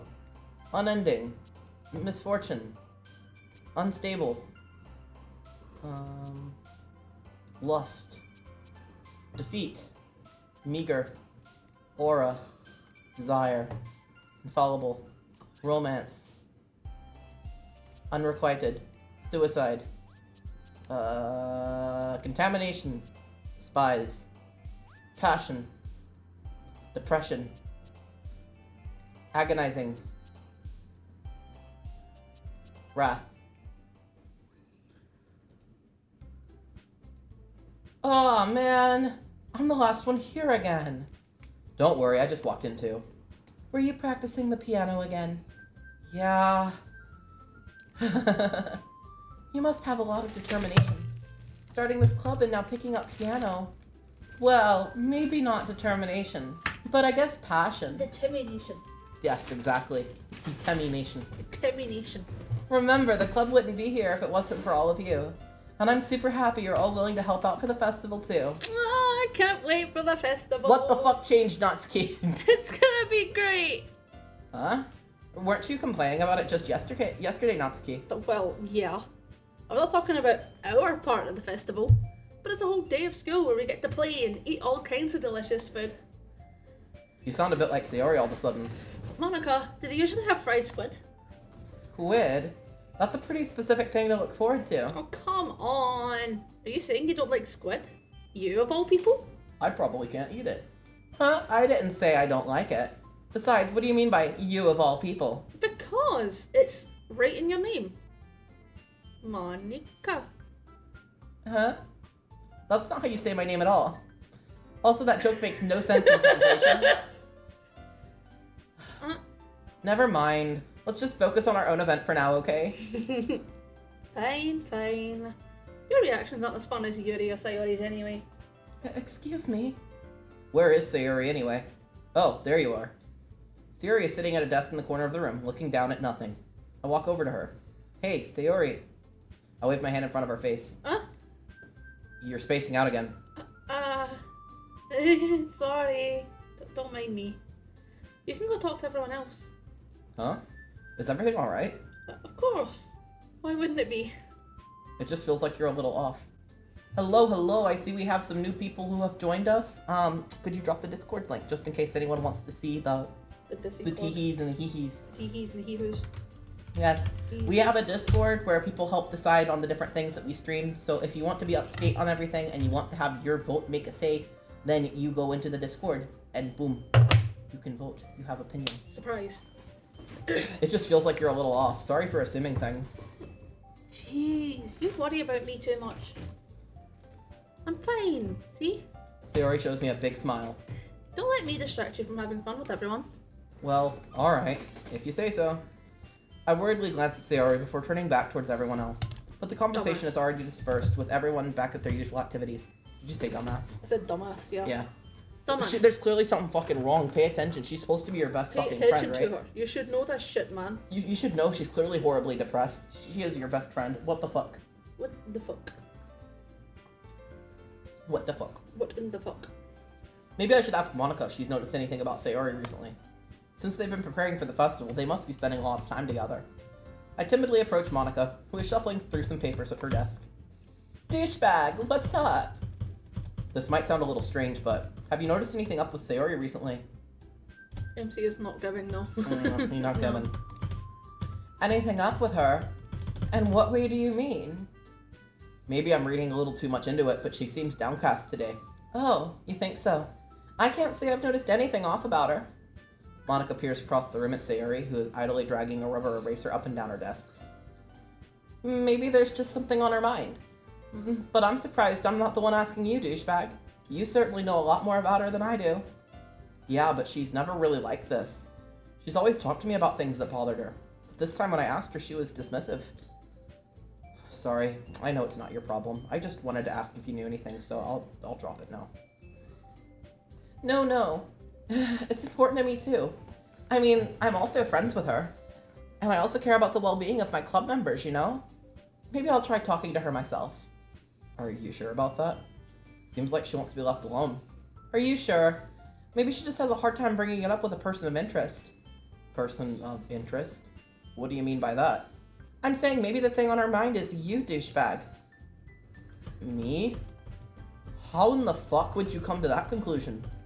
Well, I probably shouldn't say too much, but Sayori talks about you more than anything else, you know. Huh? She's been so much happier since you've started joining the club. It's like an extra light was turned on inside of her. What? No fucking way. What? Sayori is always just like that. She's always been full of sunshine. It's not any different now than it has been. You're funny, douchebag. Have you ever thought that you've always seen her as so cheerful because that's just how she is when she's around you? I've said too much. I'm sorry, what do I know anyway? I didn't mean to jump to conclusions, so you should just forget about everything I've said. I'll try and talk to her, so try not to think about it for now. Alright. Monica smiles meaningfully. I know she said to forget about it, but I already know that I won't be able to get her words out of my head. Monica stands up from her desk and walks across the room to where Sayori is sitting. I watch her kneel down next to Sayori and gently talk to her. But she's keeping her voice so quiet I can't hear her from here. I sigh and sit myself down. I told Sayori not to worry much about her. He is dumb as shit. I know. Yeah, he is dumb as shit. I know Sayori told me not to worry much about her and to have fun with everyone else, but that's impossible to do when she's behaving like this. Exactly how much do I care about her that I'm letting this weigh me down so much? Now it feels like I'm the one behaving out of the ordinary. But there's nothing I can do besides wait for Monica. Why does it feel like I'm being watched? I glance around the room. I suddenly notice Yuri peering at me from over her book. But she looks away just as quickly with a flustered look on her face. I realize that she won't get anywhere like this. I've never really seen Yuri approach anyone or start a conversation of her own accord. So I have no choice but to approach her myself. You do have a choice, man. You could go talk to your fucking friend who's clearly fucking bothered. By now, it's a little easier for me to do that. You know, then again, I can't talk about people not thinking with their dicks. Because as much as when you've been upset in the past, it's not me thinking with my dick. That's why I go over and I'm like, are you okay? if there's a scenario where you're upset and someone else is upset, I'm always going to check on you first. Yeah. Like, even before we were together, just when we were friends, I would always check you first. Which is why when we were talking on Monday at the doctor's office, and you'd mentioned I forgot about you for 6 months, I was like, what? What? I would never. Never. Solander! And I'm like, yeah. You fucking vanished for like 6 months at one point. And see, like right now, I have the evidence in front of me, but I will still never believe it. And it's not that I don't believe you, but I genuinely can't remember it. And I'm like, I would never do such a thing. No. Lies. Yeah. It must be CERN and their bullshit. You're like, it's Solander. Never happened. I stand up from my desk and sit on the one next to her own. I didn't mean to bother you or anything. Relax, you didn't do anything. But I could tell that you wanted to be alone with your thoughts. Alone with my thoughts? What thoughts? How were you even able to tell that I was thinking like that? Well, it's something I do a lot, so it wasn't hard for me to spot based on your posture and expression. Not that I was staring or anything. I didn't do anything creepy like that at all. In any case, I guess you were right. I'm sorry if I caused you concern. Don't apologize. So. Huh? CERN. So. CERN. Random plug, watch Steins Gate if you haven't. I fucking love that show. Just a little warning that the trans character is horribly fucking mistreated and I feel so bad for her. Yeah. But fucking watch it. Do it. And then, have paranoid thoughts every night when you go to sleep about, timelines and wondering if the world is changing around you. You just don't know. Your troubles are only the concern of those willing to share that concern. CERN. So. Of course, there are certainly Those who find the most comfort in keeping themselves so close to CERN. CERT. Sort. But if you would prefer to share what's on your mind, then I'd be glad to listen. It's really not that big of a deal. I was just feeling a bit uneasy about Sayuri. My mind is fucking all over the place. I got an email today and I'm actually really happy about it.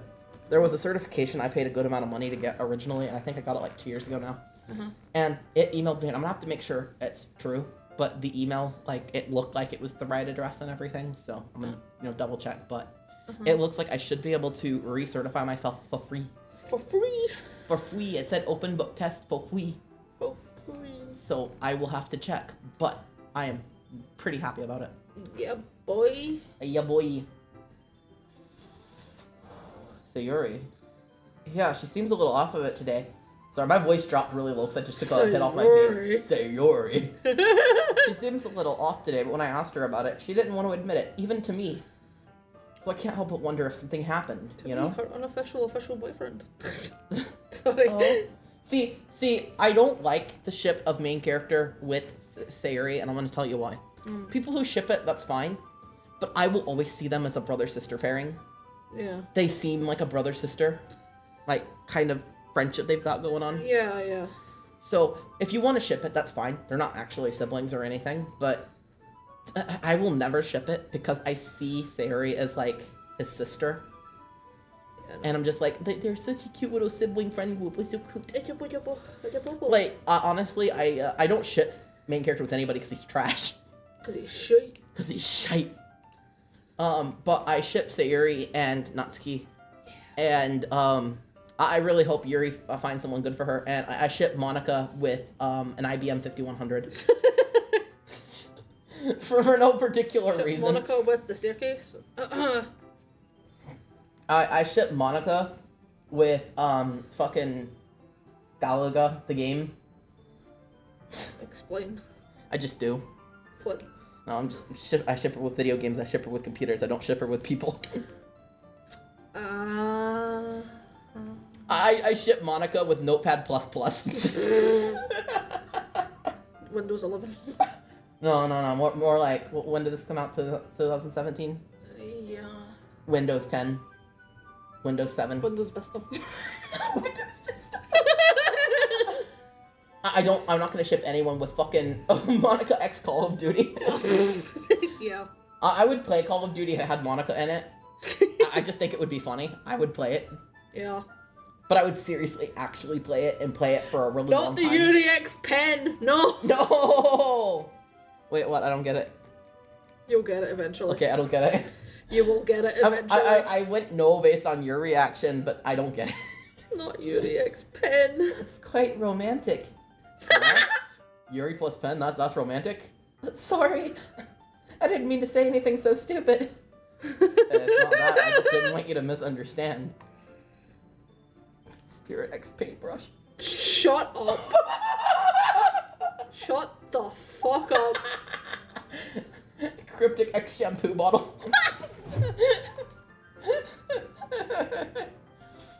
Siri and I have just been friends for a long time, that's all. Actually, lotion bottle.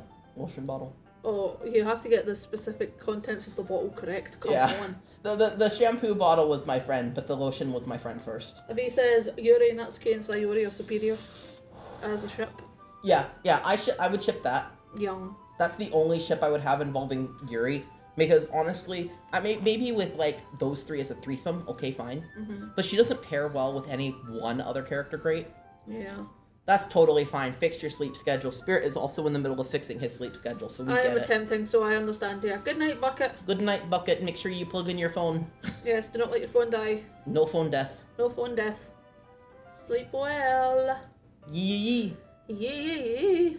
Ah, I see. Then perhaps it is unusual for her to be dismissive about her feelings. Or maybe I'm just reading into it too much.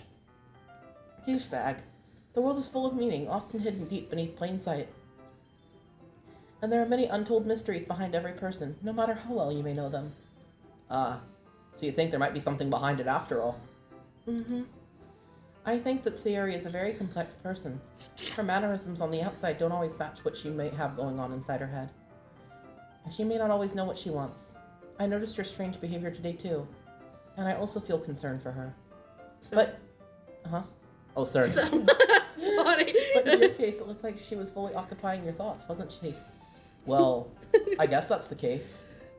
Sayori, she really means a lot to you, doesn't she? I guess, but you don't need to put it that way. We're just good friends, that's all. Yuri suddenly looks deeply into my eyes. Her expression is gentle and curious, as if she was searching for something. Embarrassed, I avert my gaze. Sometimes, a person's mysteries are untold even to themselves. And you, as someone honest and caring, may uncover feelings you weren't always aware of inside you. That is, I think that she would be a very fortunate person to have you feel that way about her. Yuri, you're giving me way too much credit. I'm not that smart.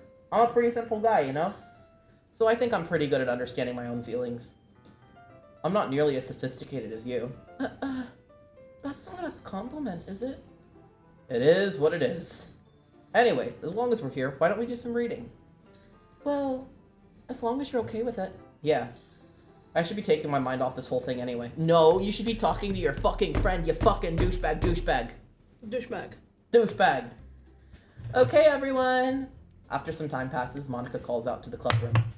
Why don't we share our poems now? Before I knew it, everything's back to normal. Everyone goes to retrieve their poems, and I do the same. I make eye contact with Monica, and she smiles at me. I wonder what she was talking about with Sayori. Alright, we're going down the way. Yeah.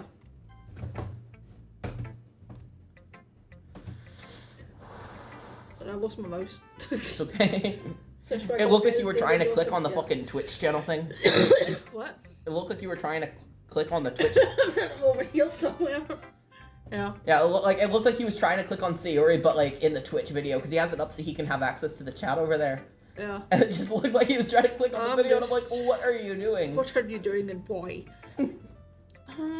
It's nice, I guess. Come on, I could already tell you don't like it.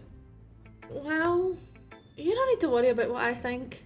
After all, you wrote this for someone else, didn't you? Probably Yuri. Huh? I didn't write this for anyone specifically. Maybe. It's not really what I meant, though. But it's okay. You're making new friends, just like I was hoping. That makes me really happy. You don't look happy. And you're happy too, right? In this club? Well, of course I am. Good. That's all that matters to me. Thank you, douchebag. Douchebag gotta get his daily dose of Clifford the Big Red Dog. Yeah. Sayori, is there something wrong? Yeah? No, nothing. I'm just a little tired today. Alright, just tell me if you need anything, okay? I will. Don't worry about me, okay? You can go play with everyone else now. Go play. If you insist. Yay! I'm gonna go home a little bit early today. Sayori, Tell Monica I wasn't feeling well, okay? I'll see you tomorrow. before I can say anything else, Sayori cheerfully walks out of the classroom, humming to herself. I'm sure that cheerfulness disappeared as soon as she left the fucking room, though. Probably, yeah. Oh, this is gonna be different. Hold on. Yeah, no thanks. You didn't even... Next. Sorry, I have an entire thing to go through. It's fine, take your time reading it. I've got the long thing with Yuri. Okay. Douchebag, your writing has only improved these last few days. Every poem you've shown me has been nothing short of spectacular. I can really feel the emotions. I'm a little envious even. I don't think it ever came to me this naturally. Yuri, that's the wrong way to put it. This never did occur to me naturally. But I've been taking time to improve so much thanks to you. You really are the example I was chasing after. Is that so? Yuri gently smiles to herself. This feeling, I'm glad I got the chance to share my writing. I never thought it would feel like this. I remember you mentioning that yesterday. I can't believe you're so good at something you've never even shared it with anyone. It's kind of a shame. Maybe, but it's not like I really had a choice. What do you mean? Well, Yuri smiles sadly. douchebag, during lunchtime I eat by myself. Did you know that? It's a great time to find a quiet spot and do some reading. In fact, I always have books with me. You could say I really enjoy reading. Well, that's one way to put it anyway. But books are so full of amazing and inspiring people. People you just want to fall in love with. Or people you know would make a really, really good friend. Cheerful people who always put a smile on your face. Or deep thinkers and problem solvers who discover the mysteries of life. So when you look at it that way, I'm surrounded by friends every day. You know? And those friends, they don't laugh at me. They don't tease me for spacing out all the time. They don't make fun of my body type. And they don't hate me for acting like a know-it-all. People say that about you? I'm not a know-it-all, douchebag. It's the opposite. I don't know fucking anything. I don't know how to talk to people. I don't know how to make people see me as normal. I don't know how to make myself happy. I have all these feelings, and all I can do with them is read and write. But it wasn't until now that I started sharing it with you that I really understood what was missing all this time. But I really haven't done anything. No, that's wrong. You're wrong. You're wrong. No, that's wrong. Just being patient and respectful. It's really important to me. You know I'm a difficult person, douchebag. I speak too slowly. I second guess myself all the time. I read too deeply into things, but every time, you've always treated me just like everyone else. It's so rare that I feel comfortable with myself when I talk to others. But that's why every time I talk to you, I just feel really fucking happy. I see. Well, I treat you how you deserve to be treated, Yuri. And if other people don't see it that way, then fuck them. I mean, I joined this club hoping I would make friends, and I would say I've had at least one success. Wouldn't you? If you put it that way, then yeah, we really are friends now, aren't we? Yuri puts her head in her hands, but this time she's smiling as she does it. Do you want to show me your poem? Yeah, I do. Let me get it for you. Ghost Under the Light Part 2. Oh, sorry. Ghost Under the Light, Part 2. The tendrils of my hair illuminate beneath the amber glow. Bathing. In the distance, a blue-green light flickers. A lone figure crosses its path, a silhouette obstructing the eerie glow. My heart pounds. The silhouette grows. Closer, closer. I open my umbrella, casting a shadow to shield me from visibility, but I'm too late. He steps into the streetlight. I gasp and drop my umbrella. The light flickers. My heart pounds. He raises his arm. Time stops. The only indication of movement is the amber light flickering against his outstretched arm. The flickering light is in rhythm with the pounding of my heart, teasing me for succumbing to this forbidden emotion. Have you ever heard of a ghost feeling warmth before? Giving up on understanding, I laugh. Understanding is overrated. I touch his hand. The flickering stops. Ghosts are blue-green. My heart is amber. Finishing the poem, I start to hand it back to Yuri, but instead of taking it from me, she looks away. Do you dislike it? No, of course not. I just really don't know how to respond. Despite Yuri's poems usually being cryptic, it wasn't hard to figure out what this one was about.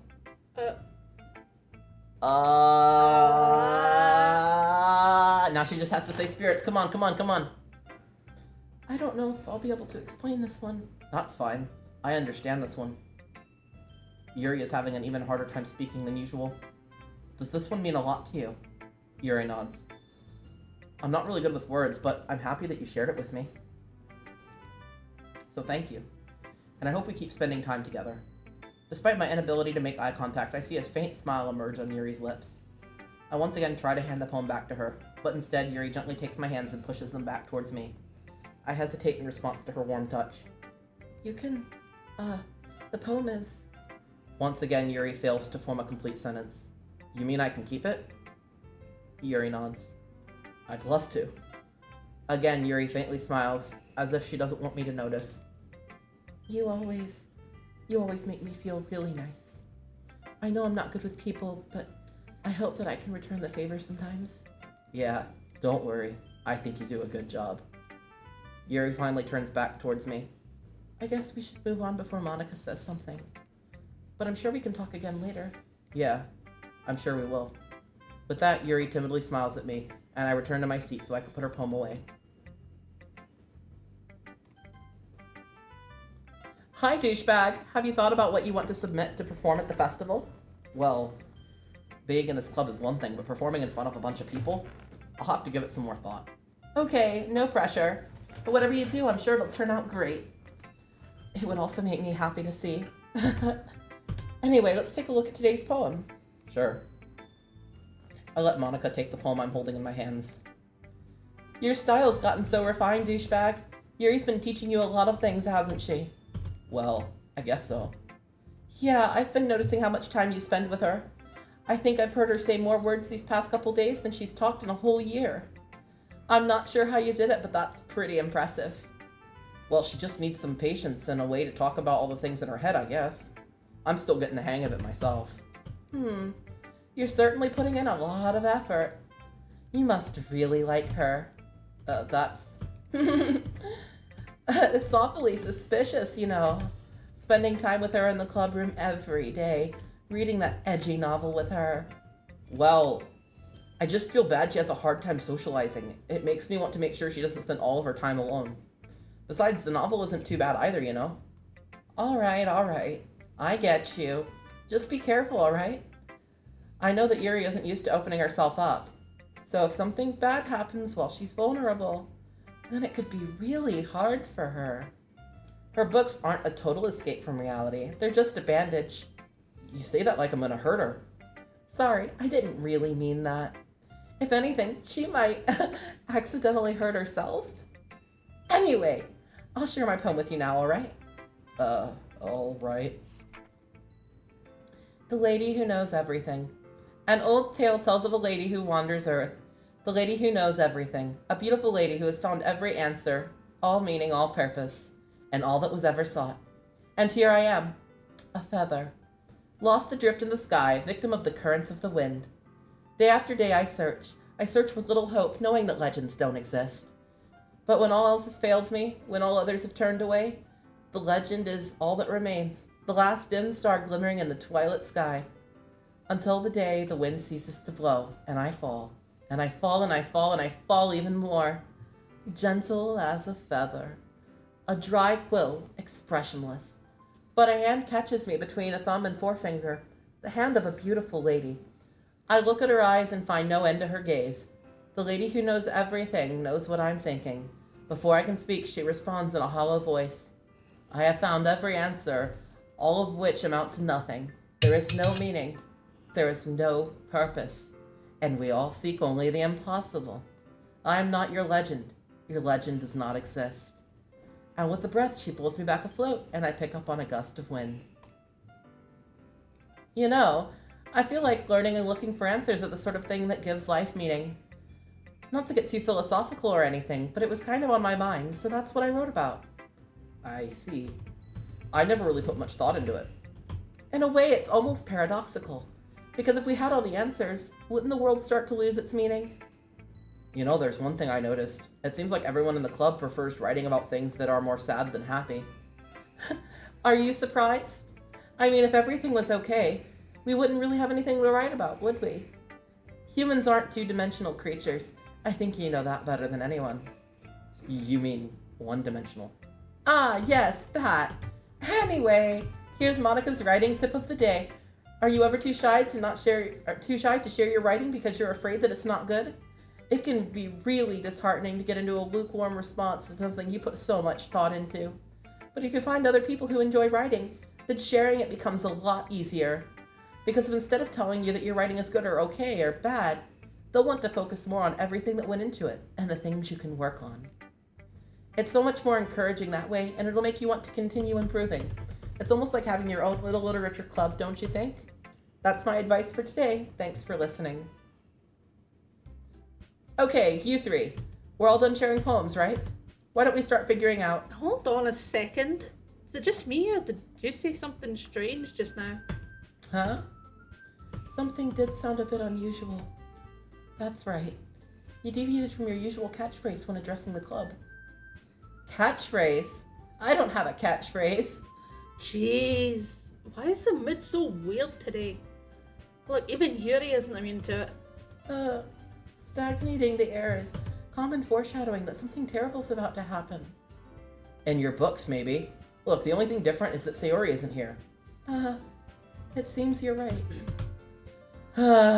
Sigh. Sayori always helps lighten the mood a little bit, doesn't she? It's almost like everyone's balance is thrown off when she's not around. Where the hell did she run off to anyway? I thought she just went to pee. Natsuki, please show some decency. Oh, come on. Actually, she said she wasn't feeling too well and went home early. Is that so? I hope she's alright. Seriously? Of all the times to not go home with her, you pick the time she's not feeling well? So much for you two being all lovey-dovey. No. First of all, stop misunderstanding my friendship with Sayori. And second, she's kind of been avoiding me today, so I didn't want to force it. Oh? That curious expression coming from Yuri, of all people. Calm down, guys. I talked to her earlier and everything is fine. What did she say? Anyway, we need to figure out the rest of the festival preparations, Anyway. so let's decide what everyone will be doing this weekend. I already know what I'm doing. That's right. Natsuki will be making cupcakes, but we might need a lot of them and different flavors. Can you handle that by yourself, Natsuki? Challenge accepted. And as for myself, I'm going to be printing and assembling all of the poetry pamphlets. Sari will be helping me design them. And as for Yuri, you can... Guys, can you help me come up with something for Yuri to do? I knew it. I'm useless. No, that's not it at all. You're the most talented person we have here, you know? Now Natsuki's pounding too? Jeez, I can't even tell now. I guess I never gave Sayori enough credit, but I can tell things are even harder when she's not around. That may be the case. But I also can't be the leader on my own, then I won't grow as a person. So, Yuri, you have beautiful handwriting, you know? So you should make some banners and decorations to help set the atmosphere. Atmosphere? About that, I love atmosphere. Yuri's expression suddenly changes as she stares at her desk in focus and starts nodding to herself. Your mind is already racing, I see. That's great. You'll be wonderful help, Yuri. But anyway, that just leaves you, douchebag. The one who is truly... Oh, sorry. The one that is truly useless.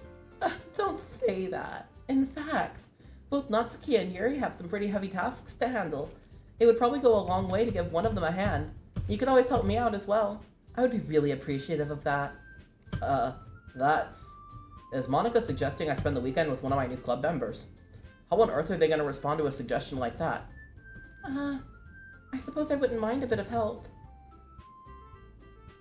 Well, even if you don't know how to bake, there's always some dirty work I could give to you. It's not like Monica's gonna give me a choice. You should be sitting on your butt anyway. Natsuki tries to mumble a bunch of excuses like that. If I recall, Natsuki, you mentioned that you would like to handle the baking on your own. Douchebag may not like to be around if you make him out to be a nuisance. So therefore, he may be more suited to assisting with the decorations. Hold on, I never said that. Yeah, you kinda did, Natsuki. I'm sorry. How hard could it be to make a few decorations anyway? Sounds more like you're just making excuses for douchebag to... Well, what are you saying? It'll be extremely meticulous work. And baking isn't. Just what do you think? Guys! Let's settle down for a moment. In the end, I think it's up to Douchebag to decide how he'd like to contribute. Besides, he hasn't really gotten the chance to spend any time with me yet, you know? So I'm sure he's interested in... You literally just said. I'm surprised as well. Sorry. I was just saying, though. Jeez. Can we just settle this already? Yeah. Douchebag, you're okay with this, right? In the end, it's up to you. Of course. Very well. In that case, everyone looks straight at me. Alright, so we've got two options here. We can either pick the people that we've been following this whole time, or we can try and pick Sayori. What do you want to do? Does the chat have any ideas? Does the chat have any opinions? And Sayori, stop fucking stealing V's identity. This is a crime. Not allowed. Identity theft is not a joke, Jim. Sorry.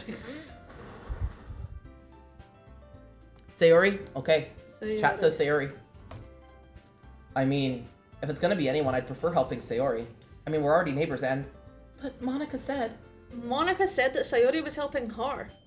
Jeez. Do you really hate us that much? No. I'm sorry. I didn't mean for this to be difficult. Didn't even matter. Just think of the club, okay? Alright, so we're gonna pick our love interests. Yeah. Well, I'll probably be the most helpful helping out Yuri. Me? Are you serious? Why would you... Natsuki. I can already tell you're about to say something fucking mean. No. I was just saying... Ugh. So you'll be helping Yuri then, douchebag? Yeah. That's what I'm going to do.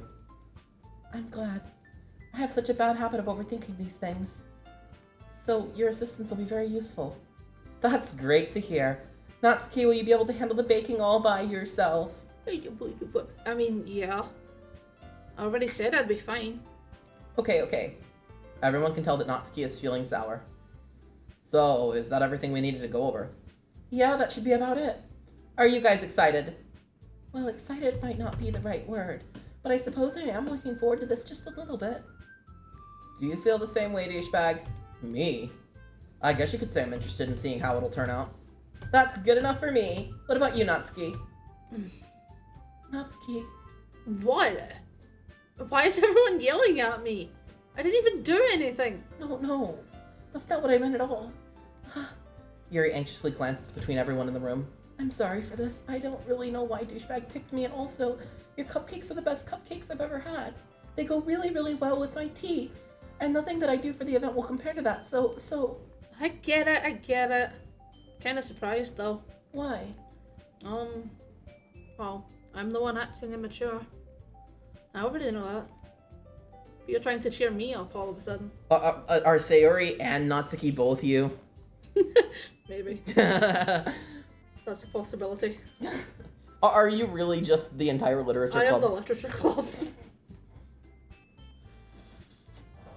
I know, I'm not very good at it. I'm sorry if I said something bad.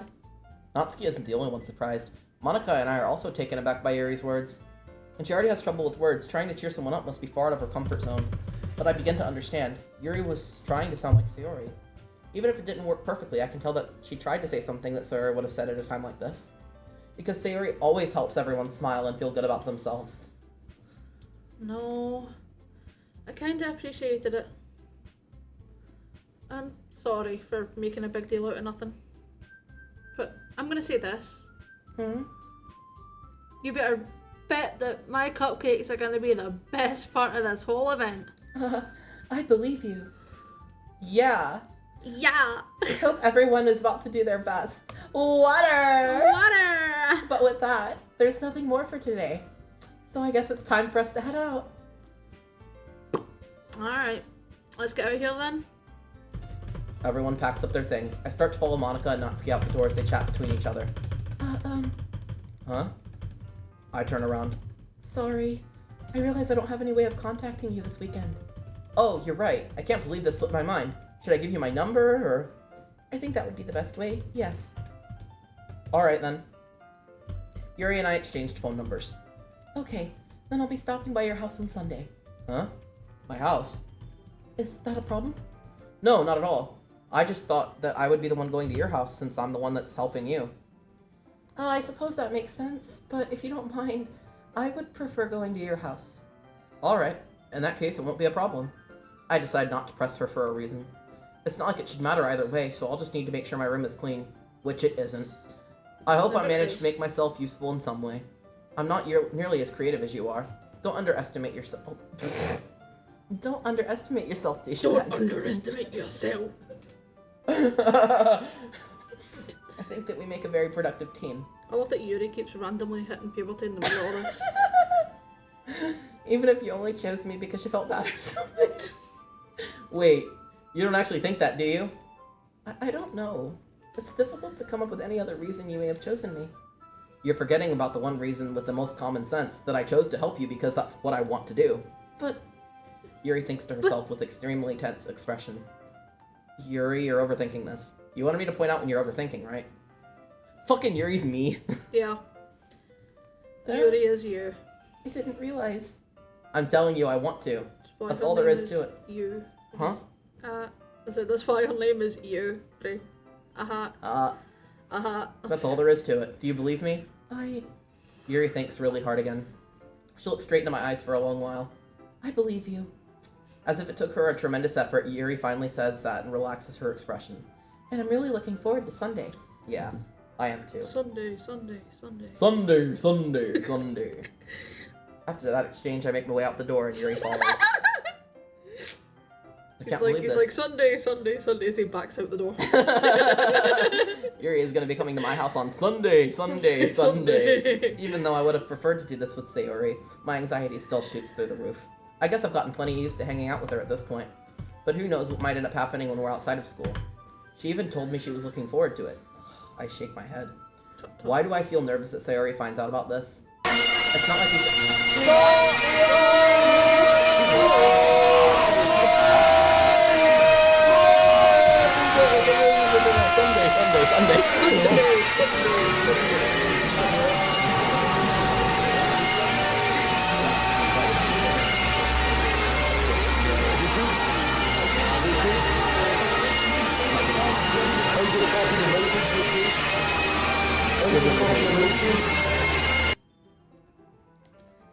It's not like we feel that way about each other. Sunday, Scotland? Besides, like Monica said, this is about the club. I have nothing to worry about. If I just go with it, then I'll have a good time. Alright, so, how did it go if you picked the other way? If you pick Natsuki there, her and Yuri argue again because Yuri's like, I am useless. And Yuri's like, but you didn't even need help. And, all sorts of shit. And then you talk to Natsuki about the baking, and you're like, so, when do you want me to turn up at your house? And she's like, excuse me, turn up to my house. You think my dad's gonna let me have a boy in the house? My dad will fucking kill me, and then you agree to cook in your kitchen. And then you fuck off, and you wander about, and now we're on the same thing about how it's already Sunday. Sunday, Scotland. Sunday, Scotland. Scotland.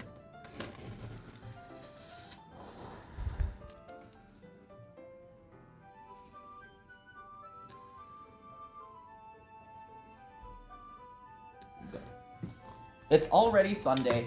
I've been getting increasingly anxious about Yuri's upcoming visit. Sorry, I was asking Spirit if he needed a break, don't mind me. We're passing notes to each other like fucking sneaky lovebirds in the back of a classroom. Yeah, Like, because if I ask him if I'm like, do you need a break? He'd be like, no. But I was No. like, Spirit, you have to pee. And he was like, no, keep going. I'm like, okay. no, I do not have to pee not right now. Not right now. Maybe later, but not right now. Not right now. I don't need to be let out. I love the implication that you just piss over the balcony. That's fun. I passed over the balcony and I tried to hit over the part of the Fucking net. traveling pit. Oh.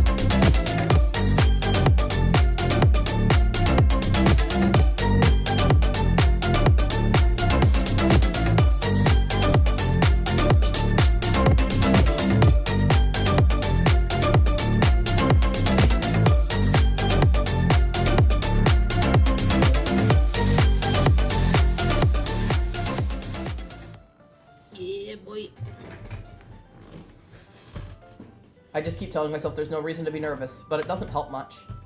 Yuri is clearly an introvert and also an intimate person in general. Intimate. I was like, intimate, are you sure? Okay, yes. There's no doubt she'll open up a little bit when it's just the two of us. Have you not checked on Sayuri, you bastard? Meanwhile, we've been texting occasionally. She was extremely apprehensive of it at first, but it wasn't long before I was already learning more about her. But putting Yuri aside, I haven't heard a single thing from Sayuri since she left the club early the other day. You were right next to her. Fucking go talk to her. You absolute dickbag. Douchebag. It's not like we text each other all the time or anything, but I've been worried about her in the back of my mind. Between what Sayuri said and what Monica said, is it really okay for me to put Sayuri's feelings aside when she might really need me? No, it's not. You absolute bastard. Bastard. I fucking hate this guy, can you tell? I decided to visit Sayuri before Yuri comes over. Rather than asking, I simply tell her I'm coming over, much like we've done in the past. Once I reach Sayuri's house, I knock on the door before entering myself. Again, we used to play so often that we've made it a habit of simply entering each other's houses like we're family. The house is quiet. Ooh, thanks for the follow, the radio demon. Hello. Do you DJ for a radio station, or are you more like a talk show host? What do you do? And what side of hell do you live on? The hot part, or the hotter part, or holy fuck, my balls are on fire part? Or the one part that freezes over every time someone's like, I'll do that when hell freezes over. And no, my name is Cryptic, but I've heard that guy's pretty cool. Or hot, maybe. I don't know. I believe he was talking to the radio demon. Oh. I'm fucking stupid. You're just like, goodbye. Demon, me? Sorry, I thought it was the radio demon talking. I'm fucking stupid. No, that was V. I've spilled water everywhere. I just spilled water fucking everywhere. Jesus. Sorry, I'm postponing this. Do we need a trigger warning, or is it gonna be okay? No, not right now. Okay. Everything's okay just for now. Sayuri isn't anywhere on the first floor, so I assume she's up in her room. It's already strange of her not to run down and greet me. I head up to her bedroom where I finally find her. And I am sorry once again. I am sorry. I am fucking dumb. That's V's revenge. Wait, what is the revenge? I see no revenge. There is no revenge. There is no revenge.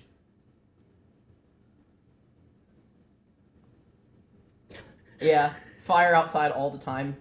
You know, I really, really fucking hate it because the fire outside really fucks with my rose bushes. Like, sometimes I'll go outside and be like, I was gonna make tea, but no, my roses are charred to fuck again. I really ought to build a greenhouse, you know, one that I can keep cool. The exact opposite of what a greenhouse is usually used for. A freezer box. Oh, you came out of the walls and knocked over my water. No, I actually knocked it over with my foot, because I'm fucking dumb. So if someone lit the dumpster, ouch. Ouch. I mean, there's just always fire outside my house, but, I mean, I live where people throw some really crazy parties. And you know what it is with demons and their weird little pets? The demons and the fires and the pets and the... Yeah. Fucking, the guy next door to me, Gizmo hates him so much. The guy next door to me has a baby dragon. And I've got Gizmo, who is a little bearded dragon, but he is from the human world and does not have wings and he does not have the fire. So, and he is personally offended by the existence of this other dragon. This other dragon will come over and set shit on fire and then just kind of like wave his nuts around. You know, his little, what are they called? Internal nuts. His internal testicles. Yeah, he'll just wave them and Gizmo is like, rage! Rage! And he throws a fit and he does the stompy stompy. Gets pissed off. Yeah.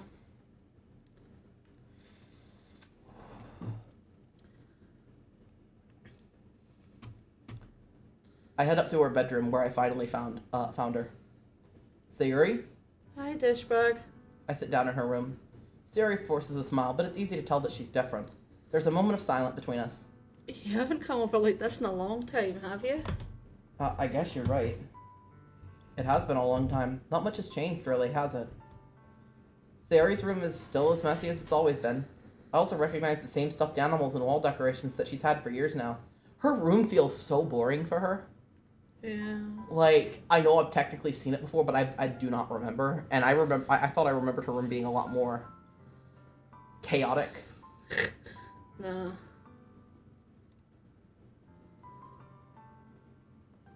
Oh. Sorry, I skipped your ETT on accident. If you came over more often, it wouldn't be such a mess.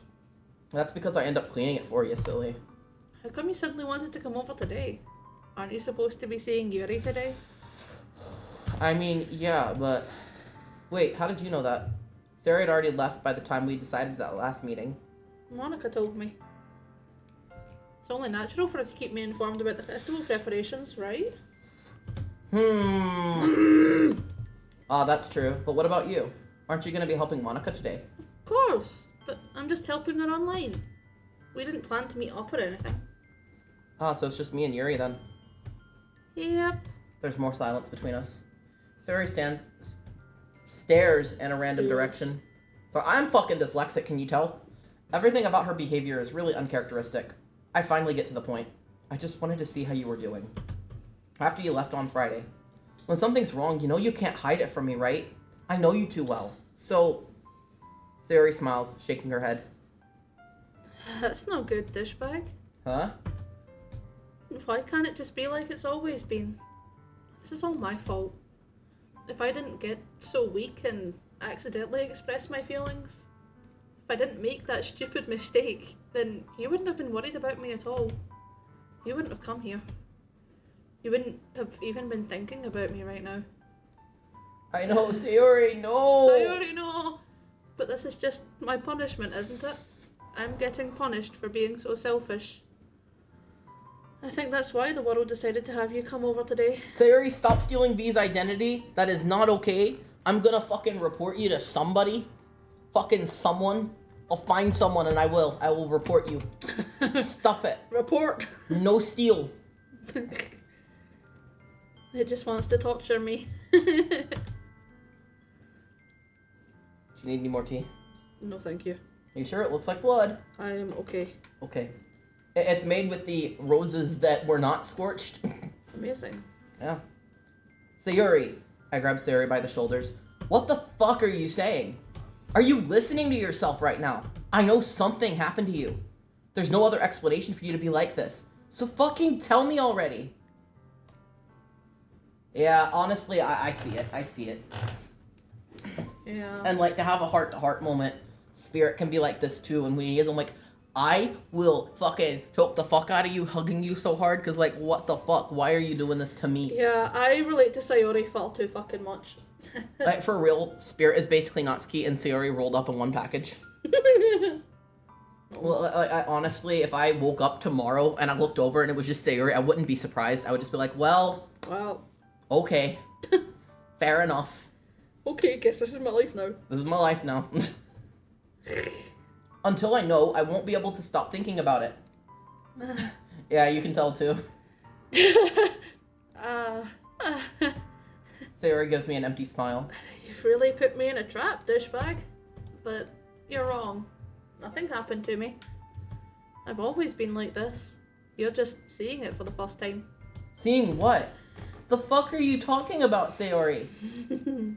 You're really gonna make me say it, aren't you? Guess I have no choice this time. The thing is, I've had really bad depression my whole life. Did you know that? Why do you think I'm late to school every day? Because most days I can't even find a reason to get out of bed. What reason is there to do anything when I fully know how worthless I am? Why go to school? Why eat? I want to punch her, but I also want to give her a hug. I want to like smack her and be like, well, come here. Hug. Fucking stop it. Stop it. Why eat? Why make friends? Why make other people put their energy and caring to waste by having them spend it on me? That's what it feels like. And that's why I just want to make everyone happy. Without anyone worrying about me. Yeah, see, I also relate to her a little bit, but I think I've at least partially grown out of this. You've really helped me. I know when we first met, this is pretty much exactly how I acted. Yeah.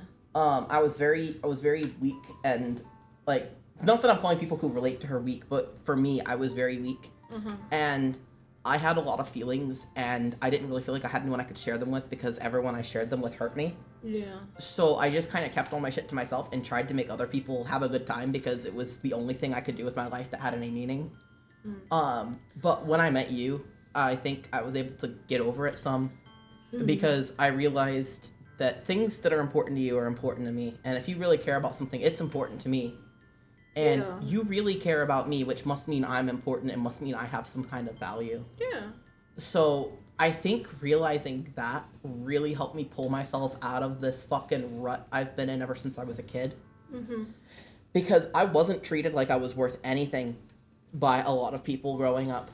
But to suddenly see that I have such importance to you, and anything that's important to you is obviously important to me, makes me important to me.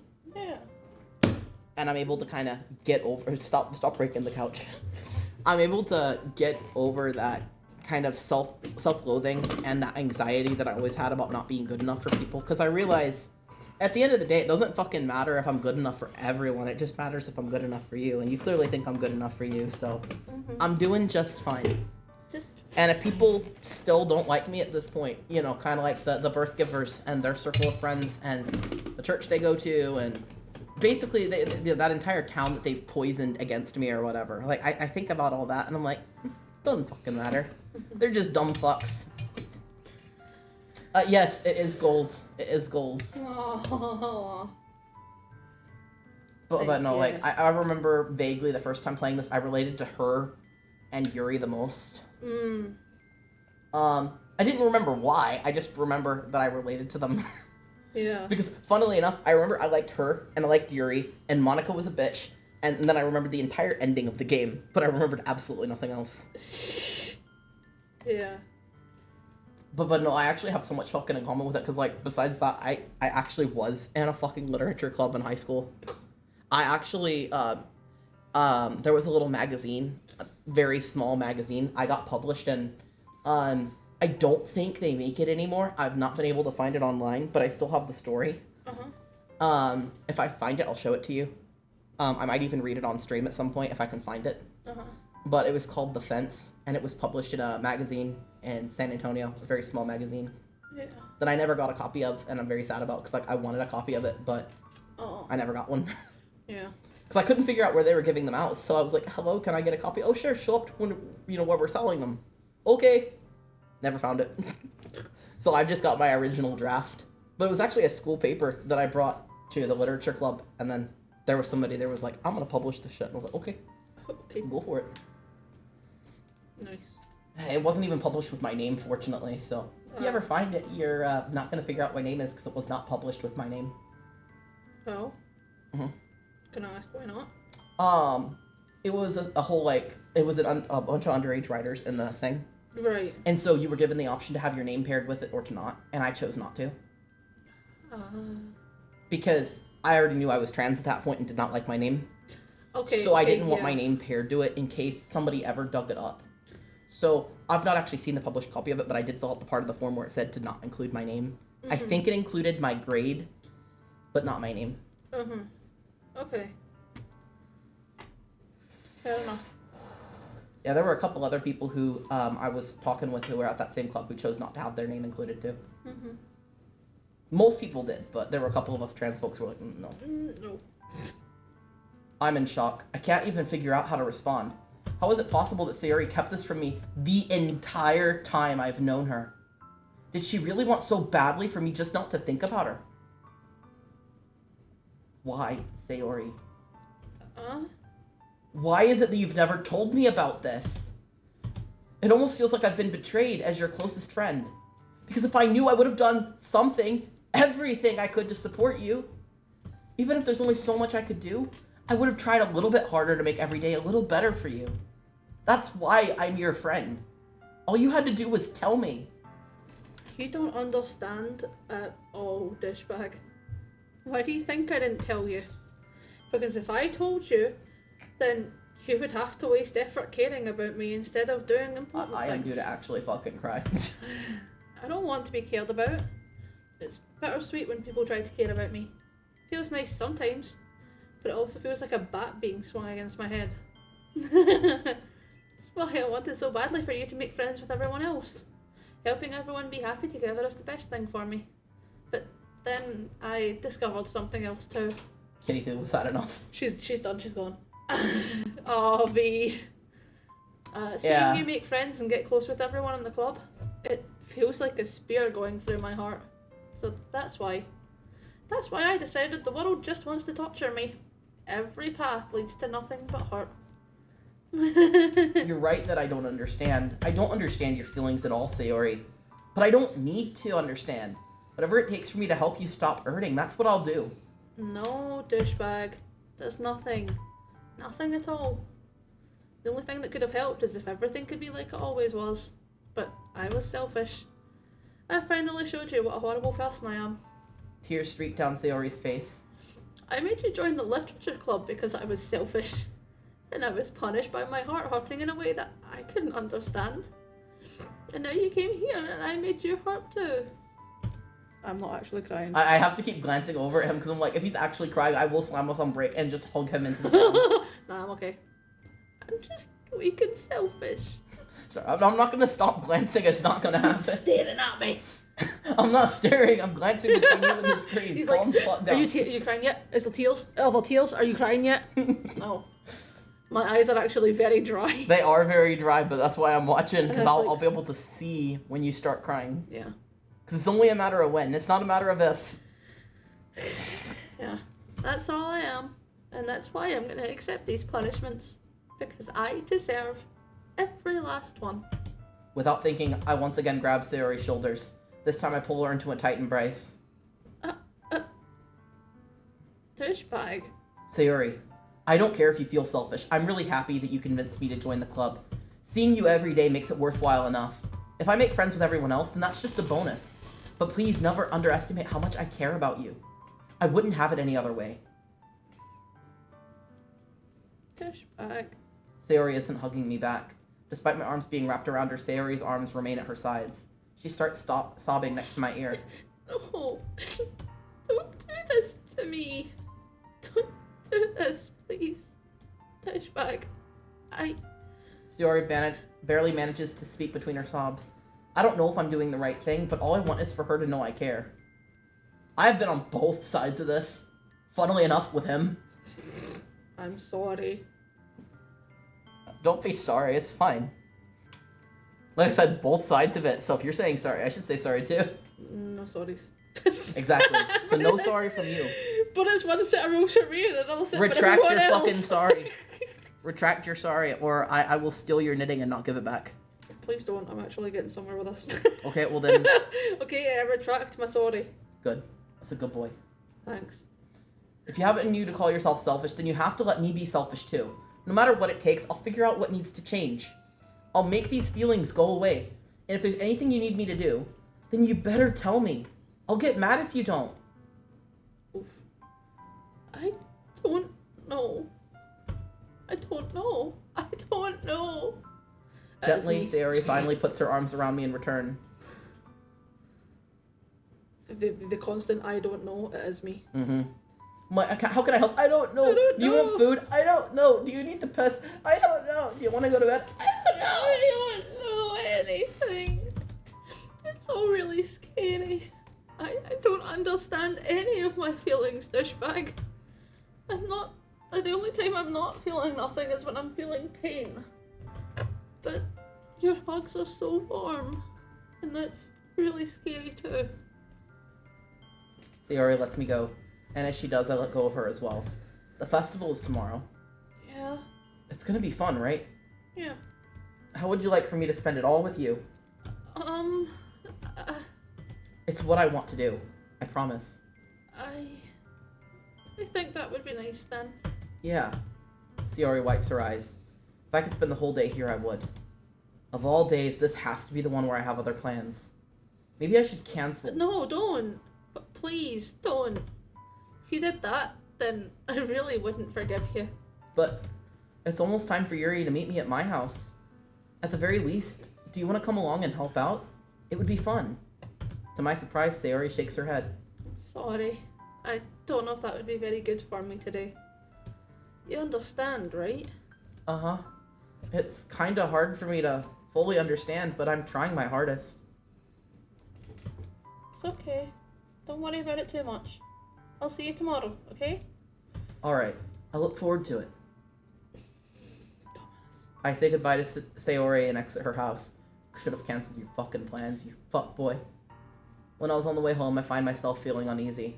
But it's hard for me to keep thinking about it when Yuri is about to come over, too. I think Sayori is right. I shouldn't be worrying too much, and we're definitely going to have a great time tomorrow. I have a feeling that's not what's going to happen, but okay. I should just focus on what's ahead of me. You absolute cockhead. Fucking dumb of ass. Should have named him Dumb of Ass instead of Douchebag. Yeah. As I approach my house, I see something that makes me feel a moment of panic. Why are you skipping through the love of your life's I was lines? skipping through the section you just said. Oh, okay. I slowed down the second she appeared on the screen. Okay. Chill. I was like, you don't have to skip her. Yuri, Thank goodness. you're a little early. I'm sorry I wasn't home yet. Were you waiting a long time? No, I just got here. But I started to get really nervous when nobody answered the doorbell. You could have always texted me. If I had known, I would have reassured you and hurried on my way home. I suppose that's true. I didn't think of that for some reason. It should be common sense to do that, but okay. Anyway, let's go inside. I see you brought a lot of stuff with you. That's right. And did you manage to find everything I asked you to buy as well? Yeah, pretty much. At least I hope I got everything right. I'm sure it'll be fine. I take Yuri to my room. First thing she does is glance around curiously, which makes me feel anxious. It's so clean. I cleaned it before you came over, so... That's very considerate of you to do. No, I would have been really embarrassed for my room to be a mess while you were here. Well, I do enjoy cleaning. I would have gladly helped you clean if you wanted. That would have been even more embarrassing. Wait, don't look in there. I snatch Yuri's wrist, which was in the process of opening a desk drawer of mine. I'm sorry. I wasn't thinking for some reason. I was just spacing out. It's fine, it's fine. This is where my porn is. Go away. She puts both her hands firmly in her lap, as if making sure she's keeping track of them. So, should we get started? Yeah. I have a few things planned that you can help with. Decorations and other atmospheric enhancements. Atmospheric enhancements. You know, mood lighting, aromatherapy candles. Oh, wow. I didn't know you planned on taking it that far. Of course. I wanted to help take our guests to a faraway place. Although, many will stop by just out of curiosity and for cupcakes, I guess. I'm determined to provide an experience that will leave them wanting more. That's great. It's easy to forget you're a pretty intense person. Intense? I guess that's the best way to put it. Is that a bad thing? No, not at all. It's something I like about you, actually. Is that so? It makes me feel relieved and kind of happy. Yeah, no need to be so anxious. You can relax a little. Relax? Yeah, I brought some things for relaxation. I was going to use them during the poetry event. Oh yeah? Like what? Let's see. Yuri rummages through her bag. She pulls out a few candles and a wooden cylinder-shaped object. Did some shopping on the way here, so I happen to have these in my bag. I plan to cover the windows in black paper and use the candles to light the room. I think that would be amazing, don't you? Yeah, that would be really neat. What's the wooden thing, though?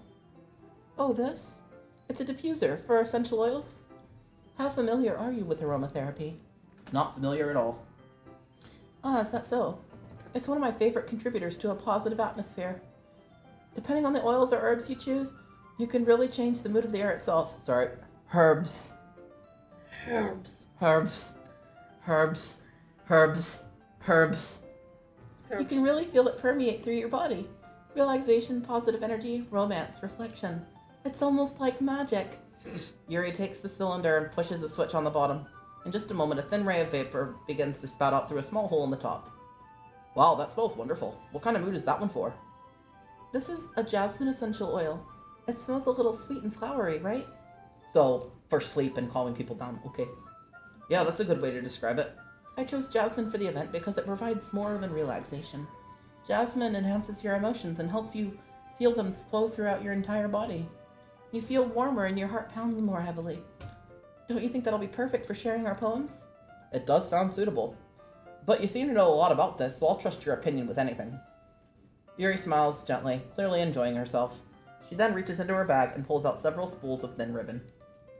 What are those for? Well, did you purchase the origami paper I asked you to get? Yeah, I have it over here. We won't be using the paper for folding origami. What I'd like to do is write a different word on each paper. We need about 100 of them. Oh yeah? What'll those be for? Well, I'm going to cut pieces of ribbon to hang from the doorway of the classroom. Then we can fasten the paper to the ribbons to create a doorway of curtain. Wouldn't that be beautiful? It would also catch the eye of anyone passing by the room.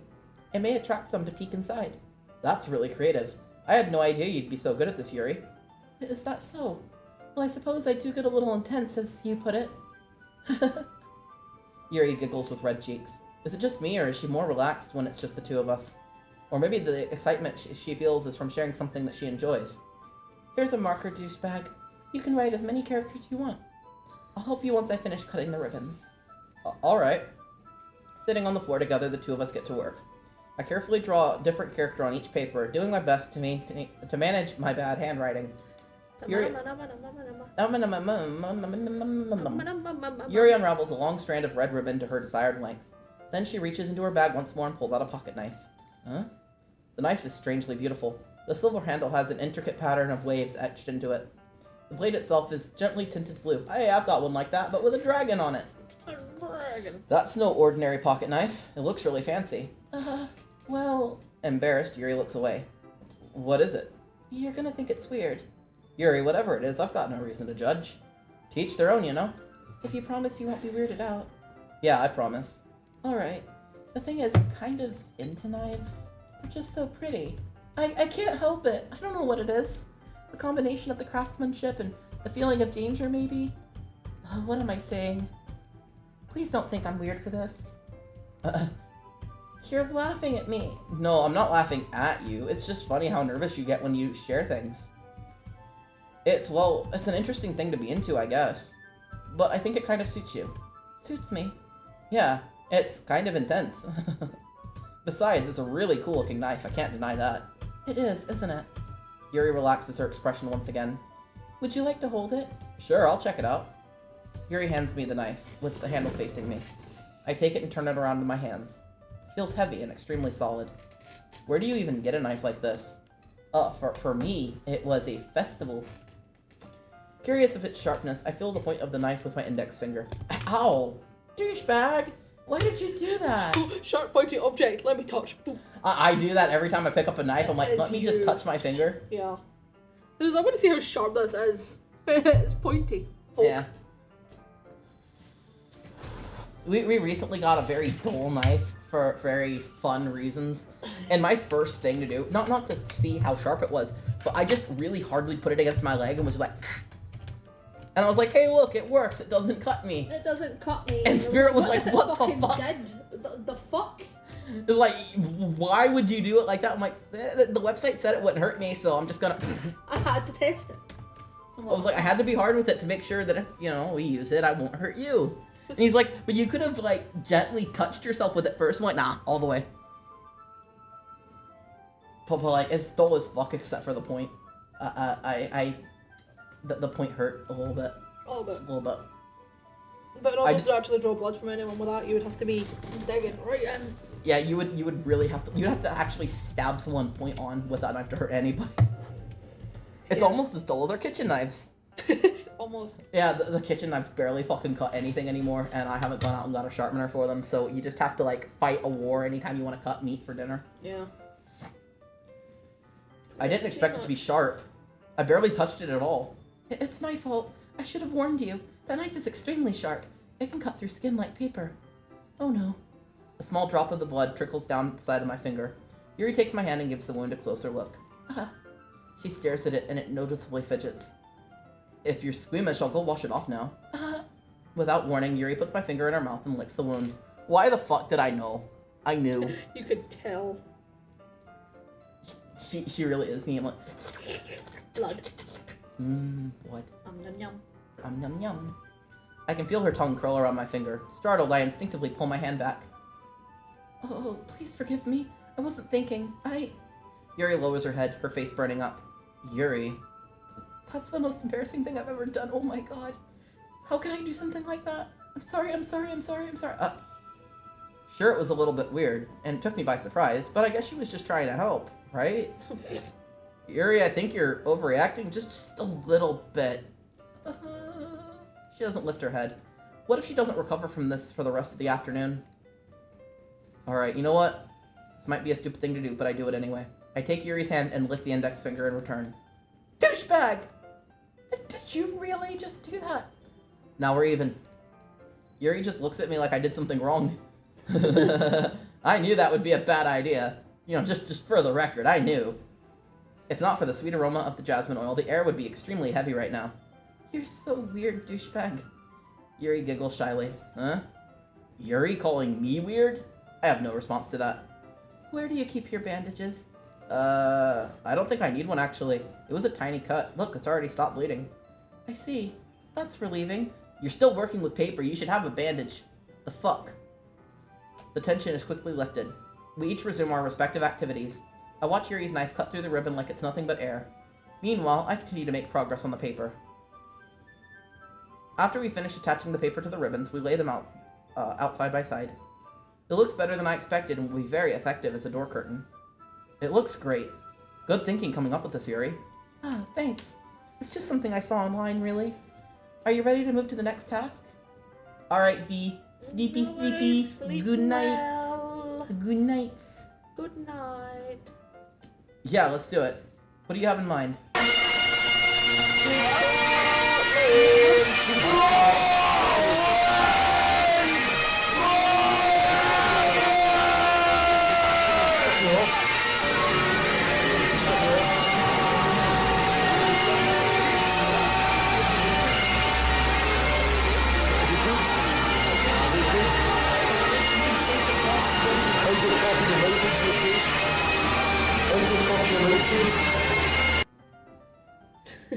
I'd like to paint a banner. That's why I asked you to buy the paint tablets.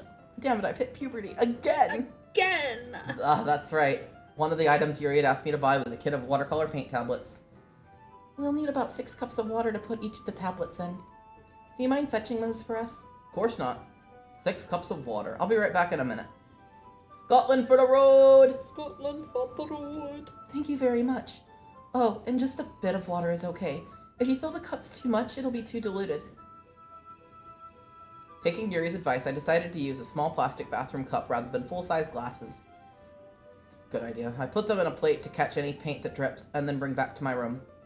Plus, I bet those glasses are probably cheaper to replace if they get stained. Probably, yeah. Yuri? Yes? I come in to see Yuri quickly unrolling her sleeve, putting it back over her arm. Sorry, I was having a reaction that you guys couldn't see, and it was kind of mean, so it's fine. I was going. She's so cute. Yeah, Nusky's so cute. She's so cute. Nothing. Your face is a little red. Is it too hot in here or anything? No, not at all. There's nothing wrong, so let's mix the paint. Yuri hurriedly dismisses me and takes it upon herself to unwrap the tablets, dropping them into the cups. So, I thought we would do something simple that would look very nice. I'd like to paint a gradient across the banner, starting with the colors for a sunrise, then daytime, then sunset and nighttime. Once it dries, I'll write inspirational quotes across the banner. We can hang it on the wall beside the podium in front of the classroom. Ah, neat. What are you gonna write? Well, it'll be a bit more fun to surprise you. Yuri smiles at me. If you say so. After rolling out the banner, Yuri and I kneel on opposite sides so we don't get in the way of each other. Yuri uses a brush and adds a few dots of different colors across the banner to serve as a color guide when we paint. This kind of reminds me of elementary school. Painting on a banner with watercolors feels a lot like the art class projects we had back then. It's relaxing. I'm sorry if this feels too childish. No, I didn't mean it like that. It's just kind of fun, you know? Yeah, it's fun. It looks I'm like glad you feel that way every too. route has a put in the mouth, the finger in the mouth thing. What? It looks like every route has a put the finger in the mouth thing. Oh. Did you get one over there too? Yeah. Was it with icing? Yeah, not as kid icing on a finger. I see. And so, you know, fucking main character's just like, how? Not on the finger. Yuri stops painting for a moment, thinking to herself. For me, I don't need to go out and do crazy things to have fun. In fact, I usually don't even want to. I just like it when I can spend time with one other person. Even if it's something simple like greeting it, doesn't even matter if we don't talk much. Just having a friend next to me makes things a little bit nicer. I think that's all it takes for me to be happy. Is that so? Even if Yuri and I are quite different, I can understand where she's coming from. I feel that way about things like anime and games, where simply sharing the experience with someone can make me happy. I think I feel the same way. Yuri smiles gently. I knew you'd understand. Yuri leans over the banner to grab an unused paintbrush. But I move at the same time, causing my head to bump into hers. Sorry. Yuri reels back, and I quickly lift my hands in surprise. Are you hurt? No, I'm not hurt. It just startled me, that's all. I'm sorry, I should have asked you to get it for me. It's not your fault. Your face. There are droplets of paint on Yuri's face and neck. I hope they're not on that sweater. Looks expensive. Is there something on my face? Yeah, I accidentally got paint on you. I'm sorry, it's totally my fault. I'll get a towel right away. I rush out and fetch a small towel, and then I dampen it with hot water. I return to my room and kneel back down in front of her. Here. I pat down Yuri's face and neck with the towel. Is something wrong? It's hot. I just didn't expect it. Sorry. I cannot get over how far apart their eyes are. Yeah. I didn't want to use cold water. Having finished, I started to retract my hand, but Yuri suddenly holds my wrist. Wait. Huh? Just a little longer. It feels really nice. My eyes started up and down, and I thought she blinked, but I don't think she actually did. I think I was just seeing things. Oh. I keep my hand against Yuri's neck. She looks. No, she did. She did. I fucking knew it. She blink. She looks into my eyes. It's an intense expression that I recognize from when she reads her books, almost as if she's lost in a daze, enveloped by her own thoughts. She breathes gently, half through slightly parted lips. What's happening? Is it the aroma of the jasmine oil giving me this dizzy feeling? Yuri's gentle fingers wrapped around my wrist send a tingling sensation through my arm, and suddenly her face seems to be much closer to mine than it was just a moment ago.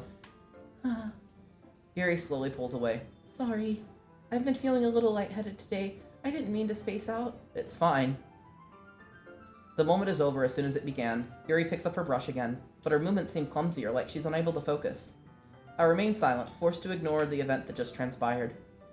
I hesitantly retrieve my own brush and follow Yuri's example. That should do it. I almost finished filling the night sky with white dots that look like stars. Looking at the banner as a whole, it looks pretty natural looking. I think it came out better than I expected. I'm really happy with the results. Yeah, me too. Are you gonna add the lettering now? Not yet. It needs to dry first. That's true, but won't that take a while? Well, perhaps it would be best to leave it here and then have you bring it in the morning? I can do the lettering in the classroom before our event starts. Is that okay? Yeah, that's totally fine. Wonderful. In that case, I don't think there's anything more for us to do here. You say that like you're glad it's over. Was I wrong to assume that you were at least enjoying yourself a little bit? No, it's not that. I'm just glad we managed to get everything done in time. I see. I am too. I was a little concerned about time. I need to start making dinner soon. Dinner. So you don't have any time left? I was secretly hoping we could have extra time after finishing the work. Well, Yuri thinks to herself. I think it would be too irresponsible of me to wait too much longer. I'm sorry. I was hoping there'd be more time as well. It's probably my fault. Sorry for being such a slow worker. It's not your fault at all. And the important thing is we got everything done, right? Yeah. So, I shouldn't be disappointed or anything? Gathering all her things, Yuri seems to look downcast. I understand why. It sounded like she rarely gets the opportunity to spend time with friends in a relaxed environment. But that doesn't mean this is the last time it can happen. Once Yuri packs up, I walk her out the front door. Thank you for having me today. No problem, I'm glad I was able to help. Just let me know if there's anything else you need me to bring for tomorrow. I will. Well then. Yuri fidgets. I guess I'll see you tomorrow. You don't have to skip through the event, you can I'm just not skipping! Oh, okay. I am reading it. It just looks really fast. Because I read quickly. Oh, okay. Jesus Christ. Sorry, I felt like you were being pressed for time. No. I've just been letting it autoplay, but it's going too slowly for me, so I'm reading through it fast. There, just a second, guys. Snooze. Snooze. Alright, let's see if I broke it. Wait. I was kind of saying that. I kind of say that without thinking. About today. It's fine that we didn't have as much time as we wanted, because we can do this again. Whenever you want, you can come over, or we can go out somewhere. I forgot, you don't like going out much. As I stumble over my words, Yuri simply smiles bashfully. Anyway, you know what I'm trying to say, so. You're very thoughtful, douchebag. Yuri takes a step closer to me, and briefly squeezes my hand. I kind of like that about you. Well, how am I supposed to respond to that? But I don't even get a chance to, as Yuri suddenly pulls back. Sayori? Huh?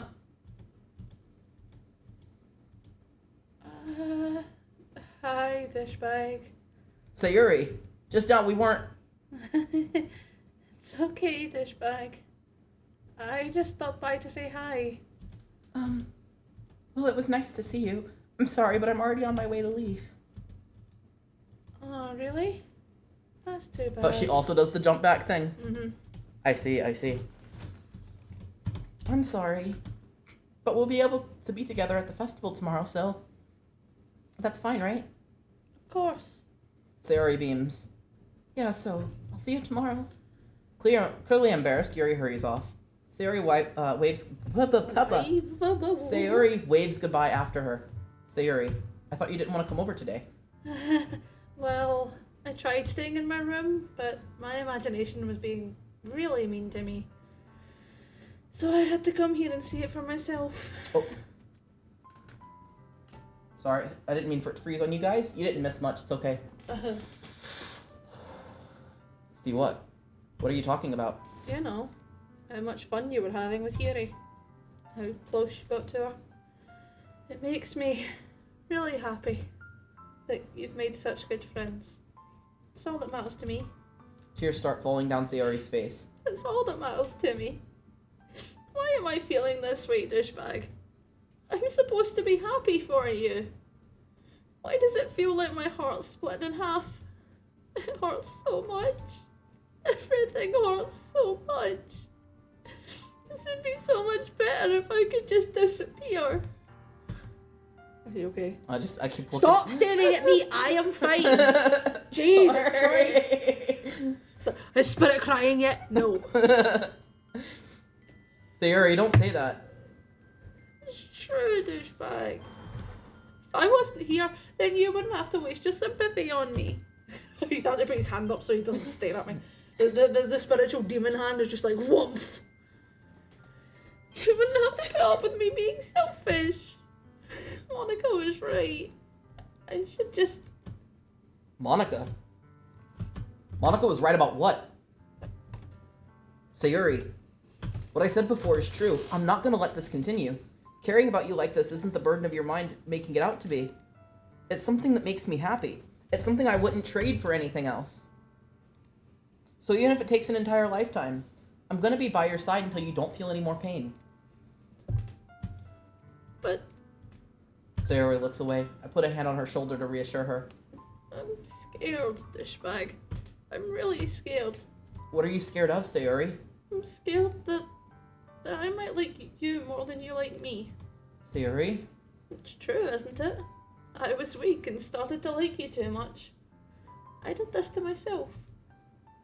Douchebag, I like you so much that I want to die. That's how I feel. And That's enough, Sayori. Promise I'm not looking. I promise.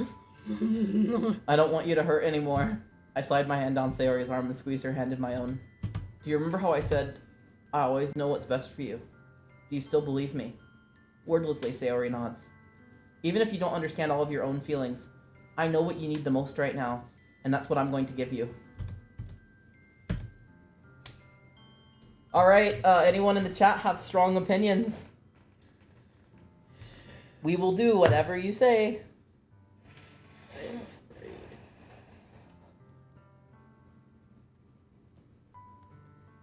dun dun dun dun dun dun. I know that there's like a fucking 30 second, 30 minute. 30 fucking second lapse between. Snooze. Stop it, I don't want an ad right now. Hello, turkey leg. Yeah, it's first playthrough on the stream anyway. Yeah. And I've had a seizure since my last playthrough, so I don't fucking remember it. So it's it great. might as well be a first playthrough. You're just in time, Turkey Leg. We have an important decision to make, and we would like the chat to make it, if you feel like it. So do you have a preference? Do you have any opinions, any preferences on which one we choose? Stream stickers, not you. I don't want your opinion. Stream stickers.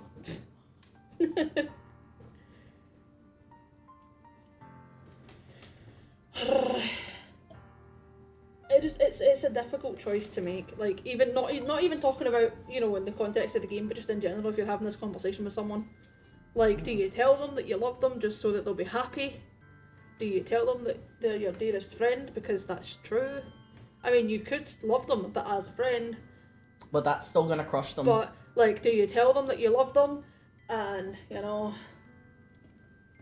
You can just make a choice for the game, and then you can give us the mental health rant if you want.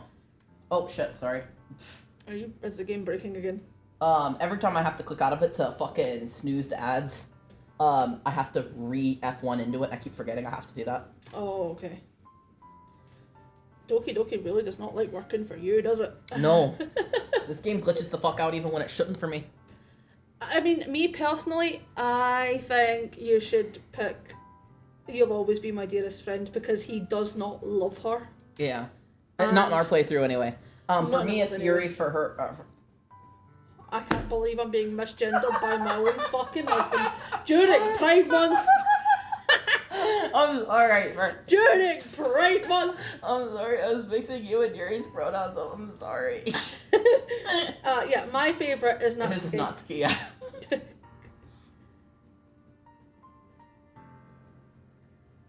Maximum Sayori time, go I love you, otherwise go friend. Which one are we doing? I don't know. Do you want maximum Sayori time? This is why I'm like, chat, please. Someone make the decision for me.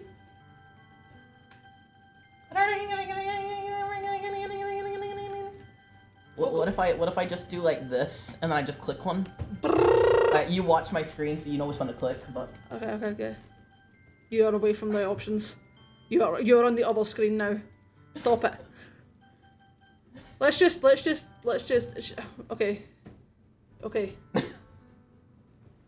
you'll always be my dearest friend. What you need most is for things to be like they've always been. Monica told me the truth. She told me how much happier you seemed after I joined the club. I know you're struggling with some really difficult feelings right now, but please trust me that I know what's best, and that'll make you happy in the end.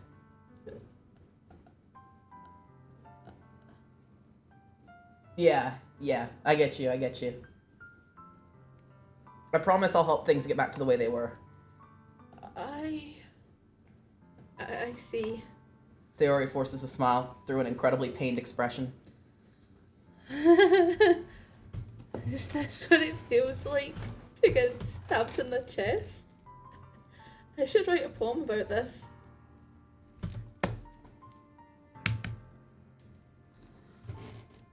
Sayori, it's okay. This is just my Oh, that's you. This is just my punishment, remember?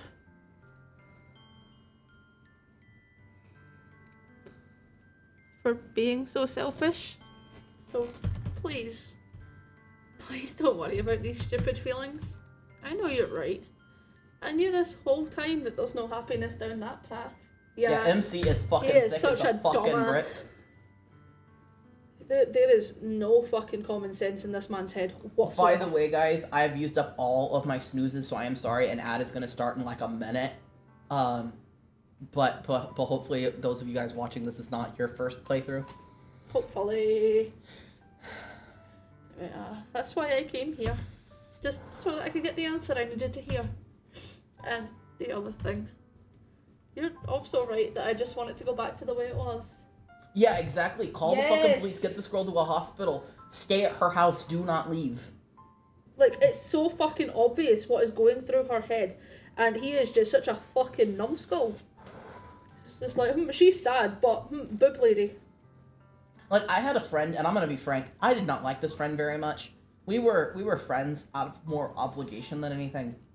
But I had a friend who was acting like this. And even me, somebody who did not care about this person very much, because, like, I cared about them as a person, but as friends, it was just a really toxic relationship. But even I was like, clearly, you need fucking help. I am gonna help you get help. And the person hated me at the time for it. But you know what? The person is still alive today. Like, I am friends with the person on Facebook just to make sure that they're still kicking. Yeah. Like, even if you don't care, even if you don't care about the friendship that much, even if you're not that close, this is still concerning fucking behavior, and the blood is going to be partially on your hands if you don't do anything to help. Yeah. Like, if you do something to help and it goes to shit, that's not on you. You did everything you could, but, like, the main character is just such a fucking dumbass. he just has no fucking brain cells whatsoever. She's like, my best friend is suicidal. Okay. Yeah. Well, that's kind of inconvenient for me because you like the school festivals tomorrow. Could she not like pick a better day to kill herself? Yeah, exactly. Like, I've known people who have been like this, like Sayori is right here in this moment, and I've known them to go to someone. There's a very specific case I've got in my head that I really don't want to talk in depth about because it's really fucking sad. But in a specific instance I'm aware of, I knew somebody who was like this, went to somebody, tried to talk to them about it, and the person was just like, okay, hope your day gets better. And then they got the same kind of end she's gonna get. Like, you can tell where this is going. Yeah. I've got no memory of how the game goes at all, and even I know where it's going. Oh. You're also right that I just want it to go back to the way it was. I realise that now. You really do know me better than anyone, douchebag. I'll trust you with anything. Anything at all. So... Can you message them?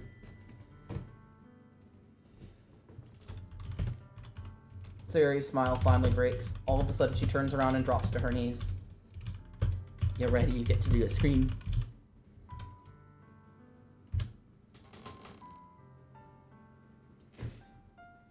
Scream? Yeah. I get to scream? Okay. Okay, but I'm gonna be really dramatic about this. There. Clutching her head with both hands, she screams as loudly as she could. I did perfectly. I'm so shocked that I don't know how to react. Sayori looks over her shoulder and flashes me one more weak smile before turning around and running off. Sayori! I'm left helplessly standing in front of my house. Why am I feeling so horrible about this? There's nothing more that I could have done. Yes, there is. Yes, there is. Follow The most her. I could do is support Sayori through her feelings and help her on the path that's right, but I'm having as much trouble understanding Sayori's feelings as she is. Even though I can comfort her, I keep wondering if I should be doing something more or something different. You should be. Follow her. I Keep know that an these eye thoughts on will her. continue to plague me until things are back to the way they were. They won't be if you don't fucking follow her, you fucking numbskull. Fucking dunce. I'm gonna give it everything I've got. No, you No, aren't. you have not. You are not. Sayori You are will a always be my liar. dearest friend. And I'll do whatever it takes to put a smile on her face every day. Fucking dumb of ass. Alright, we stopping here? Probably should, yeah. Alright.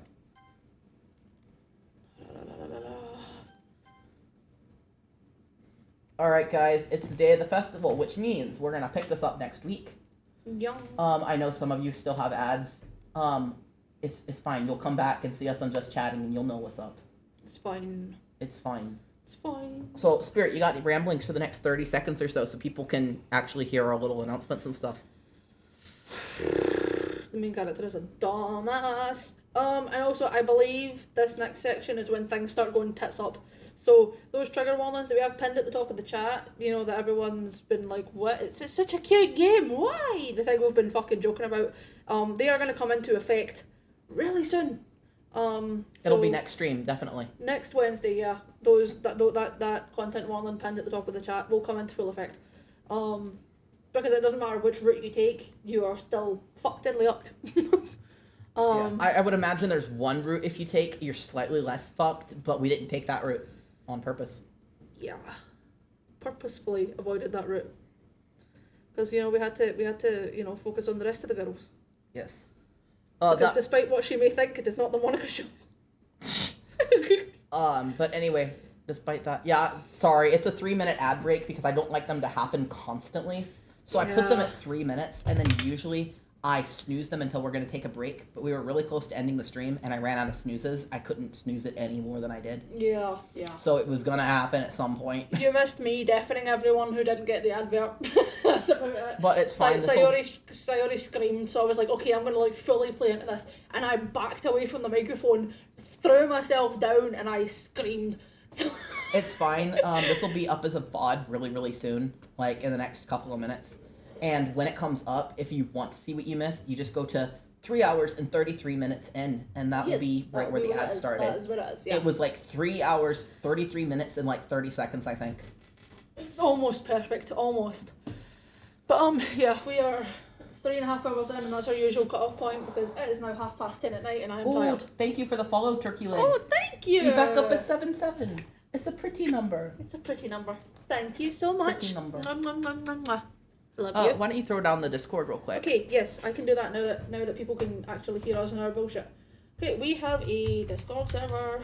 Discord. It's where people help pick the games. Where you can go in, you can vote. That's where we put all the updates. That's where I post most of my bullshit. We let everyone actually... Chicken, taco, macaroni, and cheese. we actually let everyone who was in the server a little while back pick our stream times. Yeah. We do that every so often if we notice people's schedules are changing and that they're missing little bits. Thank you. We try. We try. It's fun, but it's also highly emotional bullshit because, you know... That's why people have access to the text-to-speech thing, because then you can interject with the strangest things and everything's funny again. Yeah, exactly. And that's why the text-to-speech is as low as it'll let me make it cost-wise. Yeah. The lowest I could make it was 1 bit. I couldn't make it none. Can't make it free, unfortunately, but it's fine. 1 bit is fine. I mean, I have 12,500 bit things, so like, yeah, it's not the bits, it's the channel points. The channel points, yeah, which you earn for free, so it's fine. Okay, you may try something. I'm curious. But yes, anyway, Discord link is there. Discord is where we tend to be when we're not on streams. If you need to get hold of us, Discord server is where it is. Do not friend request us out of nowhere if you are trying to sell us something, because it will always get responded with a block and a remove from the server. I've had to do that like 3 times this week. However, if you want to talk with us, I think... Have you heard of the Pokemon Slugma? Oh, have I? Slug my balls. Have I? Slug these nuts? Obviously, I got a fire type. It's a fire type. Yes. You see. Was that not a Slug Money's boss joke? I was expecting it to be Slug Manots. You got us. We were expecting it to be a dirty joke. Yeah. Good on you. Congratulations. Hold on. Spirit, play the applause. The applause is it in here? I think it's in the bits. Or not the bits, the channel points. Yeah, I'm going. Where is the applause? The round of applause. There it is. There we go. Applause. You got us some. But anyway, the Discord is like where we do all our bullshit. Yes. I think I have on there that people can at me randomly. If not, I need to change that because people can at me randomly. But do not randomly message me and do not randomly friend request me. People randomly friend requesting us is always like a panic of, oh fuck, what's happening in the server that I can't see. It's always them friend requesting Clap, us. clap, clappity, clap, clap, clap. So, like, you can friend request me if we've spoken enough in the server and you're like, hi, can I send you a friend request? And I'm like, sure, but don't just out of nowhere go, hi, I'm going to friend request you. Would you like to buy my stuff? No. Delete applause, yes. Delete applause, yeah. It took me forever, I'm sorry. We have the tweeters. the Twitter. This is where I post So the things. while he's sharing the Twitters, I'm going to go over our schedule, especially since we've got some new folks who may not know it. So Thursdays are usually Resident Evil days. We currently cannot afford the game we're supposed to be streaming. I know, it sucks. But everybody really wanted to see Resident 4 Evil Remake, not the original. Resident 4 Evil. Resident 4, is that what I said? Yeah. Yeah, everybody wanted to see Resident Evil 4, the remake, not the original, but the original is the one we have. Yeah, we had the original in preparation, and then everyone was like, we want the new one, and I'm like, okay, but we are poor. It's lots of money we cannot afford. If people would like to donate towards that, we have crowdfunding on our throne. But if you can't afford it, it's okay. Also, we we are don't just push trying anyone, so do not feel pressured. This is just a thing we'll do at the end. But honestly, we don't pressure anyone. We will get there eventually. We are saving up for it. Hey, nice. Hey. And so, the Resident Evil stuff is usually what we do on Thursdays, but honestly, I've got no idea what's going on tomorrow. Fuck knows what's going on tomorrow because the capture card's fucked. My capture card's fucked, so we can't even do Resident Evil themed Dead by Daylight. So Again, we'll see if he's up first, Ghost Survivors. If he is ready to unalive someone because Ghost Survivors is that difficult, we will pick something else to do. Yeah. Who fucking knows? The only thing I don't even have the Resident Evil characters on my Dead by Daylight For PC. Yeah. Steam account. I have Nancy Wheeler, but that's about it. I mean, you could always play Nancy, and I could always play a Resident Evil person. I don't know. Sure, yeah. We'll figure something out. We'll figure it out, it's fine. But usually Thursdays is Resident Evil, for now until we play all of them, because we have all of them except for that one. Except that one. Because that one just came out, and so we do not have it. We did not expect to finish Resident Evils 2 and 3 so late. We did not expect 4 to be out by the time we finished those. Yeah. So we were expecting that the one we had to be enough, but you know. No. Um, we took too long. Fridays is more horror for you. Yes, So we've Fridays got now- Corpse Party. Corpse Party. We're doing Corpse Party Blood Drive. We have played through Corpse Party 2021, which is the remake of the original. We just finished 2 weeks ago, I guess, 2 weeks ago. Resident Evil Corpse D's Party- nuts got 'em. Resident Evil. Anyway, I also love Resident Evil. Yeah, 4 Remake for us. is the only one I don't have. I don't have 4 Remake, and I don't have Code Veronica. So that's it. I've got all the other I have ones. Code Veronica, but it's back in Scotland. What was I saying? Yeah, Corpse Actually, Party Blood Drive. So we just missing finished. I might be missing Revelations 2 also. Possibly, I don't know. Yeah, I think those are the only 3 I don't have. But I've got all the other ones, including 8. So. Yeah. So we just finished. Oh, nice. Ooh, nice. Well- We just finished. We finished 2021. And then we just finished Book of Shadows 2 weeks ago. So we have one stream up just now that is Blood Drive, and that will be Friday. Corpse Party and Resident Evil are his favorite series. They are, yeah. They really are. So we're doing that, and then And Saturday is our social day. Yep. And so I think we might still have that other part of the special event planned for Saturday, the Sally Face special event that we were doing. It depends. But it will depend on who shows up because we have a couple of people who really wanted to see it.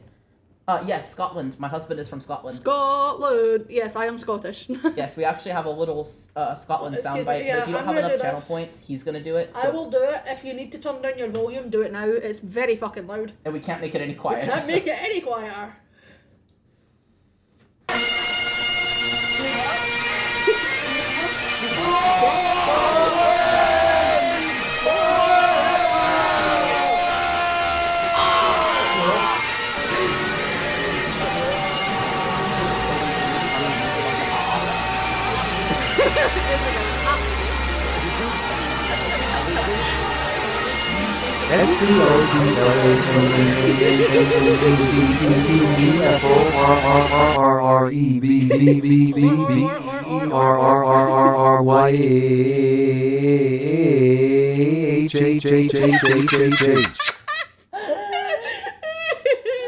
But yeah. Amazing. So we have that Sally Face special event. Yeah, I know, right? I know, It fucking text to speech murders is you. so fucking disappointing sometimes. It really is. But so we've got that Sally Face special event, and if it's not that, I don't have the capture card, so I can't do Dead by Daylight unless we do it his way. Unless we do it through my Steam account, which Yeah. in which case you will see more Nancy Wheeler because That's all he's that's got. literally all I have. And then if it's not that, it'll be Fall Guys. So it'll be like one of those. It's usually either Fall Guys, Dead by Daylight, maybe Splatoon if there's an event. It that just kind of thing. depends. I am text to speech and I am a silly little fellow and quite dumb. Llama turkey is cool. Yes, turkey is cool. Turkey is cool. Turkey is cool. Yeah. Cold turkey is really the best way to have it, though. I'm not gonna lie. Cold turkey is delicious. But yeah, With so a that's little bit kind of of that's sweet. what our schedule is. It's the same time every day. We start at 7 p.m. Central Time, 1 a.m. British Summer Time. Yes. Yes. Yes. So that is the schedule. We don't have a I- set-up thing for the YouTube channel, but I'm running to get that as well because that's where everything goes. Yes, and if you want any spoilers in the Corpse Party thing, if you want to watch it before Friday, we've got them all uploaded there. If you want to go in blind, that is totally fine. And if you want to wait to watch Corpse Party until you've caught up, that is totally fine. It's also good. If you haven't played Book of Shadows yet, I'm gonna warn you. We ran into some issues fucking playing that. Yeah, if you ever get a hold of Book of Shadows, if you have it on Steam specifically, Steam is broken all to fuck. It completely broke my game. There were no text bubbles, no backgrounds, no character panels. Half the sounds were gone. The sound was gone. It was just shit. So as long as you avoid getting Book of Shadows on Steam, you're fine. Yeah, hopefully you're fine. We can't vouch for the other platforms, but hopefully. But Steam is fucking broken. Yeah, like we recommend everybody picks up Corpse Party because it's great, but we always recommend that you just watch somebody play that one through because honestly, it's a fucking nightmare. It's a to play. fucking wreck. Yeah. My Me miraculously too, did not Turkey. Me break. too.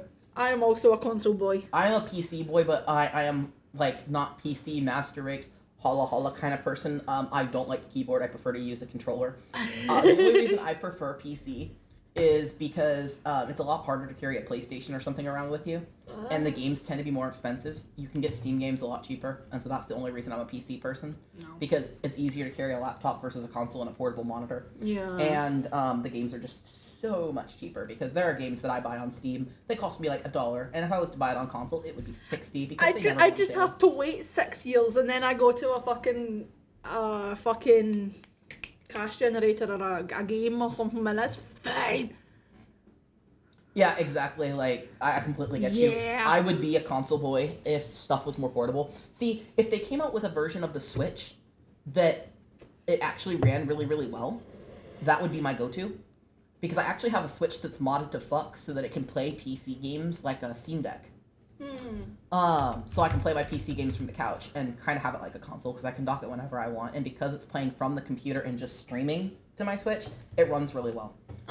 But honestly, that's the only reason I'm not a console player is because it's just more convenient to be able to take a laptop around and shit.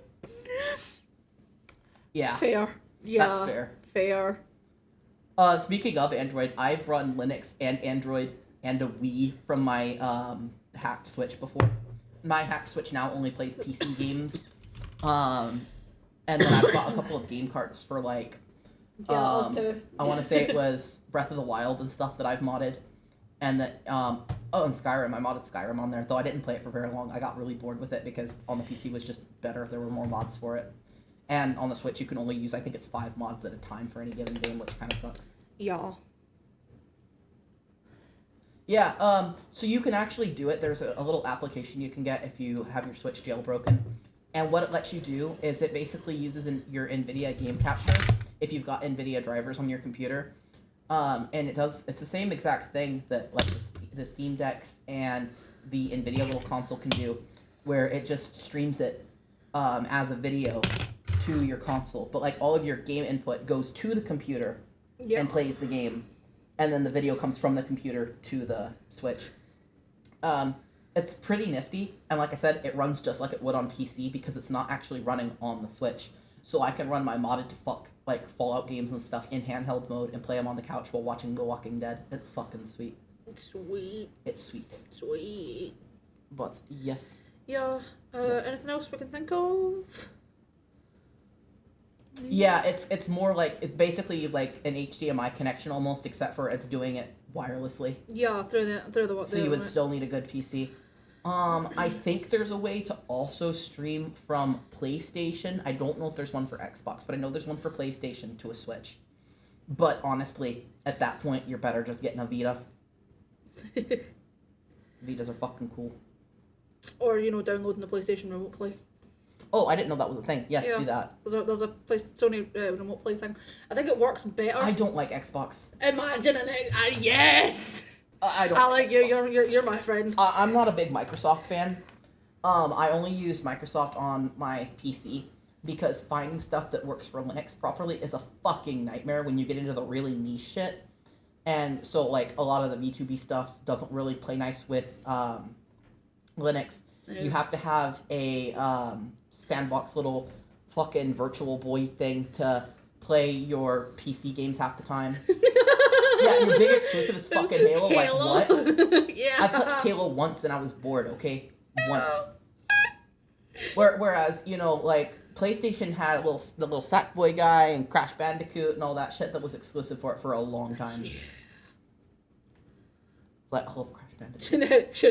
He had off, but I love fun. Yeah. But yeah, I had a PSP once, and that was great until somebody dropped it in a glass of cola, and it didn't work for 2 fucking years, but then it dried out and it worked. But by then, I had already modded the fuck out of my Switch, so I was like, meh, I don't need this. The screen is too small. I am basically blind, and the screen is too small. Your pew pew rifle. Yeah, no pew pew rifles. No.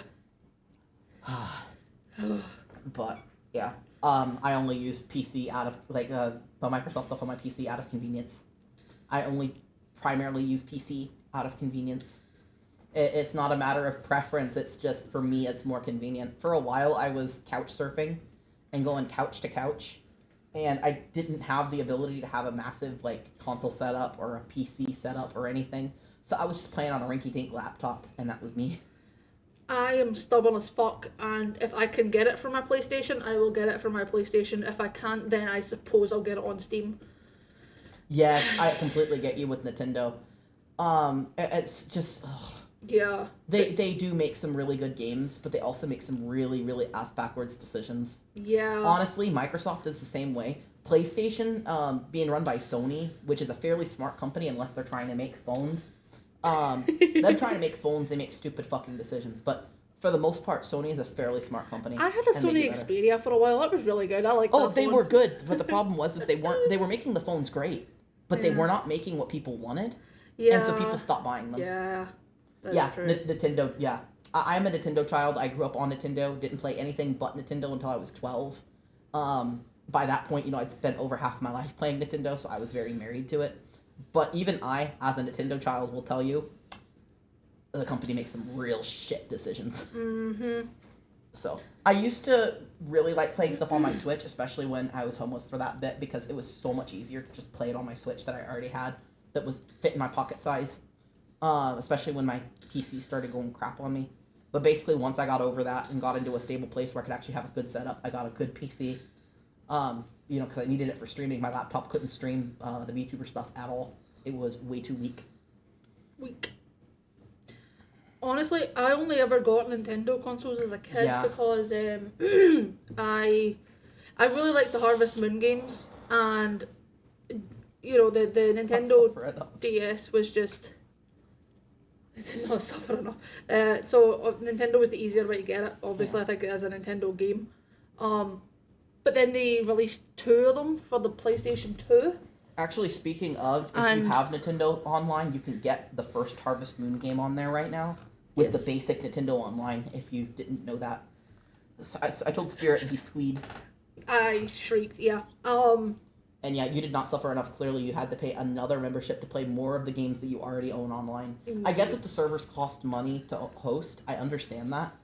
But they're also getting such a constant cash flow from these like $60 games that don't need to be $60 that they could afford to keep the servers up. They make enough in sales. They really could afford to just keep them up. Mm-hmm. Yeah. I mean, I cannot endorse that on stream, but I'm not gonna. Wink, wink. I'm not gonna shame you. I'm not gonna say I disapprove. I just can't say I approve. Yeah. Public image and all that shite. Yeah. No, I do have Nintendo 3DS or 2DS that I really, really like. It's one that I've wanted since it came out, but I was not allowed to get it because super religious parents, Pokemon is the devil, blah. Pokemon is the devil. But I got a Nintendo 2DS with the Pikachu edition it was about 2 years ago now, I think. A year or two ago. Mm-hmm. I hardly play it. I have it because there are some DS games I really, really like, and emus just don't do it justice, And I had a whole big collection of games. So I have the 2DS, but honestly, I rarely play it. I am really proud to finally own it, though. And honestly, I only paid what the launch price for it was. So it wasn't even marked up because it had been, an exclusive, limited edition Pikachu one. Sacrilege. I did end up having to pay slightly more than that, though, because it's the one with the little nose bump, and it was in my pocket, and it pressed against my side, and it shattered the entire top screen, which was $100 to replace, which obviously added to the cost. Evolution being sacrilege is not that far off from how his family believes things. Yeah. Well, welcome to this hellscape where you will find out that his parents are the literal fucking definition of the religious nutcases that everyone should be afraid of. Yeah. Honestly, they scare me, and that's why they're not in my life anymore. They can suck a big one. They can get to fuck. They're out of my life because they are just harmful for me and society at large. Keep them the fuck away. But it's fine. I have new parents, and one of them has recently moved from Twitch, so I can't really share the link here. You're not allowed to, share the cross-platform stuff to promote other people on other platforms. Mm-hmm. But I think she still goes by Losing Mana. Yes, she does. I went and had a look. Yeah, and she's on other platforms, so if you wanted to search for her, she's great. She is my mom now. Yeah. And her husband is great. And yeah, we aren't Christian either. We're actually Luciferians. We are Luciferians. Yeah. I mean, it makes sense. It's the religion of my people. The religion of the people. The religion of the demon people. The demon people, yeah. Nice. But yeah, so see, we are accepting of everyone here except the extremist Christians. Yeah, extremists, period. Extremist, period, but the Christians are the ones that get the bashing the most. Yeah, they get the bashing the most.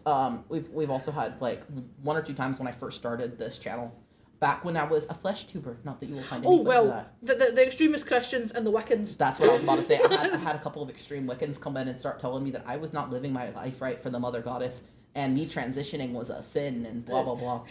Hateful towards the plan that Mother Nature had for you. Mother Nature wanted me to be a woman, and I was like, Mother Nature wants you to suck your own dick. Yeah, exactly. Yes.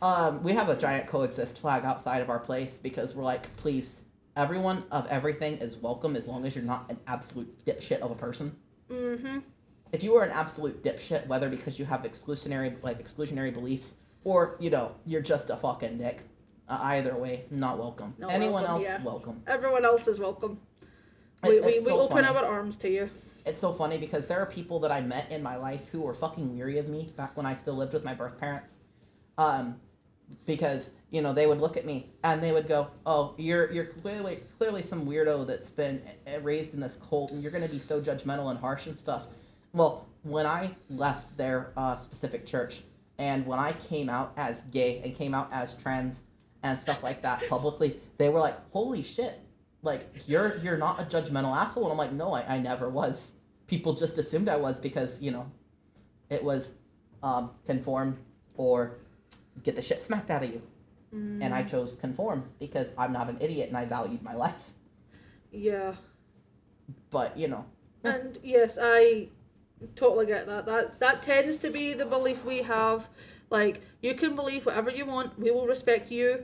But the second it turns into a homophobic, transphobic, misogynistic shitfest, Yeah. You're gonna get the shit ripped out of you live on stream. Yeah, there's only one other belief system that we really have an issue with, and it goes in some Christian circles, but, you know, probably also other religions, is there's this belief that people shouldn't have access to, like, medical care. And I'm not talking people who are against universal health care. I'm talking people who, like, don't let their kids go to the doctor. Yeah. And it's like that kind of shit, obviously, because if you choose not to go to a doctor or get a blood transfusion, that's on you, but you can't make that choice for your kids. They want life. Let them live. Let your kids have a life. But, you know, that's literally that's it. You abide by that. You are not a dick. You are not endangering people. Don't care. Do what you want. You please. You can worship a stick you found on the ground one time. I don't care. A wacky inflatable arm waving chip man. I knew somebody in high school who believed that anything that you give enough belief to becomes a deity. Mm-hmm. And so they believed in the fucking gods from Skyrim. And I'm like, okay, you follow Talos, fair enough. Whatever. Mm-hmm. You a decent person? Great. This has been Doki Doki. Religious education with Turkey the Poultry. Yeah. Honestly, like... This is what happens when you talk to us at the end of a stream. It just devolves into chaos. We will just go until people stop watching. Until people tell us to shut the fuck up. Yeah. It's like when people stop watching or an ad rolls and I get bored because I have to be quiet for 3 minutes. At that point, like, that's it. But... Otherwise, we will just sit here for ages. Yep. Just sit here for ages. It happens a lot more than we would like to admit. Yes. If you ever want to game or just chat with us or whatever, by the way, if you go in the Discord, there are lots of little channels for different games. You can go in there and either at the roll, or if you're like specifically like, I would kind of like to talk to Cryptic and Spirit while playing like Splatoon or something. No, it's quite enjoyable. Hello? I can still say D's nuts with this nifty channel reward. Yeah.